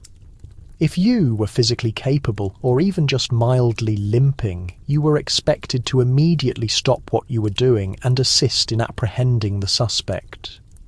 This was a legal requirement, not a voluntary choice. If you did not participate in the chase, you risked being fined, incarcerated, or being held partly accountable for whatever crime the fugitive committed next. That's correct. Medieval justice was not just a process of apprehending the culprit, it was a required public show of solidarity, and failing to take your place could result in severe consequences. The origin of the hue and cry system goes back to the Anglo-Saxon period, and it was formally organised under statutes such as the Assize of Arms and various municipal regulations throughout both England and France. The central philosophy was that providing justice was a collective duty. In a time without a professional police force, sophisticated surveillance, or criminal databases, catching a criminal meant literally chasing them down with an angry group. And this was more than just a dramatic flourish. The hue and cry proved remarkably efficient, especially within smaller communities where every person knew the face, clothes, and suspicious livestock of every other person. You could attempt to escape, but you likely wouldn't get very far. The roads were rough terrain, the forests were full of watchful eyes, and every village maintained its own equivalent of a wanted sign, typically just a location where locals etched names or left crude charcoal sketches on wooden posts. Here's a peculiar fact. The hue and cry could be abused by citizens. Some individuals initiated false alerts, either to harass people they disliked, to generate confusion for their own actual crimes, or simply to cause turmoil. This led to the creation of laws penalising the malicious raising of the hue and cry, which themselves carried substantial fines. In one documented instance, a woman in York falsely accused her next-door neighbour of stealing a bird, sounded the alarm, and caused a manhunt that lasted 2 days. The chicken was eventually discovered in her own backyard. She was given a fine and made to stand in the public area holding the very chicken, which truly feels like a punishment served with extra irony. Another strange element. You did not necessarily have to witness a crime as it happened. If you came upon the scene and noticed evidence of a crime, an unlocked door, a broken pane of glass, a muddy boot print, you were still expected to issue the hue and cry. And once the town's alert was sounded or the call was made, the local constable would take charge. He would organise groups to search, question any witnesses, and often directly lead the pursuit himself. Consider him the neighbourhood's spontaneous law enforcement coordinator. You're sitting in the tavern yet again, finally beginning to savour your hard-earned mug of ale when the shout goes up. "Thief! Thief! In the storage shed!" The room explodes with motion. Chairs tumble. Drinks splash. Boots stamp on the floor. You are immediately swept up in the frantic energy before you even manage to swallow. Out onto the pathway, sprinting down the narrow side street, past bewildered poultry and a startled house cat. The thief has a slight head start, but not a significant one. He is burdened by something unwieldy and making a jingling sound. It turns out to be the inn owner's money box. He trips on the uneven stones. A child accurately throws a small rock. Someone else tackles him into a soft pile of straw. You remain standing there, gasping for air, uncertain whether to applaud or be sick to your stomach. And here we return to the scholarly disagreement. Was the hue and cry system a truly effective form of law enforcement or merely an organised mob engaging in retribution? Some historical experts commend it as a functional system in a world lacking official law enforcement structures. It encouraged community involvement, was implemented quickly, and benefited from the detailed local knowledge. Others point out that it frequently resulted in misidentification, unjust penalties, and, in certain situations, violent retaliation disguised as legitimate justice, because truthfully, when a large crowd is involved, events can spiral out of control fast. And escalate, they certainly did. There exist documented records of people accused of crimes being captured and violently assaulted before any formal charges were filed. In principle, the hue and cry was meant to conclude with the person being brought before a judicial officer. In reality, sometimes the crowd determined that the accused looked sufficiently guilty and simply bypassed the entire judicial process. Not exactly a shining example of due process. Nevertheless, despite all its limitations, the system clearly demonstrated a key medieval principle. Your responsibility extended beyond yourself to your fellow citizens. If one person violated the law, the whole community was expected to respond. It was not a matter of dialing an emergency number or submitting a written report. It required your physical presence, your active participation, and shouting loudly in the centre of the town until action was successfully taken. In time, as formal police forces developed and population centres expanded, the hue and cry became less relevant. By the 1600s, it was more symbolic than truly practical, although some remote areas clung to it for a long time afterward. Today, the expression survives mainly in common phrases and as a historical side note, but once upon a time it represented the very foundation of local law enforcement. Equal parts public service, shared civic duty, and an unexpected high-intensity physical activity. So the next time you hear someone yelling on the street and your initial thought is to pretend you didn't notice a thing, just be thankful that you're not legally required to pursue them with a farming tool and a gathering of very enthusiastic shoemakers. Because in the medieval era, justice was administered on foot and it was delivered at full volume. And so, here we stand. You successfully navigated the challenges. Somehow, defying all expectations, you have endured the world of medieval eccentricities, one confusing statute at a time. You learned to navigate the bread regulations with a careful eye on the scales, fastened your garments in accordance with your social class, exchanged kisses with your romantic interest only during officially sanctioned times, and took part in staged battles during your religious holidays. You have been taught not to clean yourself too openly, not to sing excessively loud, not to wear the wrong type of animal skin, and most importantly, not to gesture with your left hand in polite company. Honestly, if surviving medieval daily life were a complex puzzle game, you would be recognized as a champion by now. But now, darkness has fallen once more.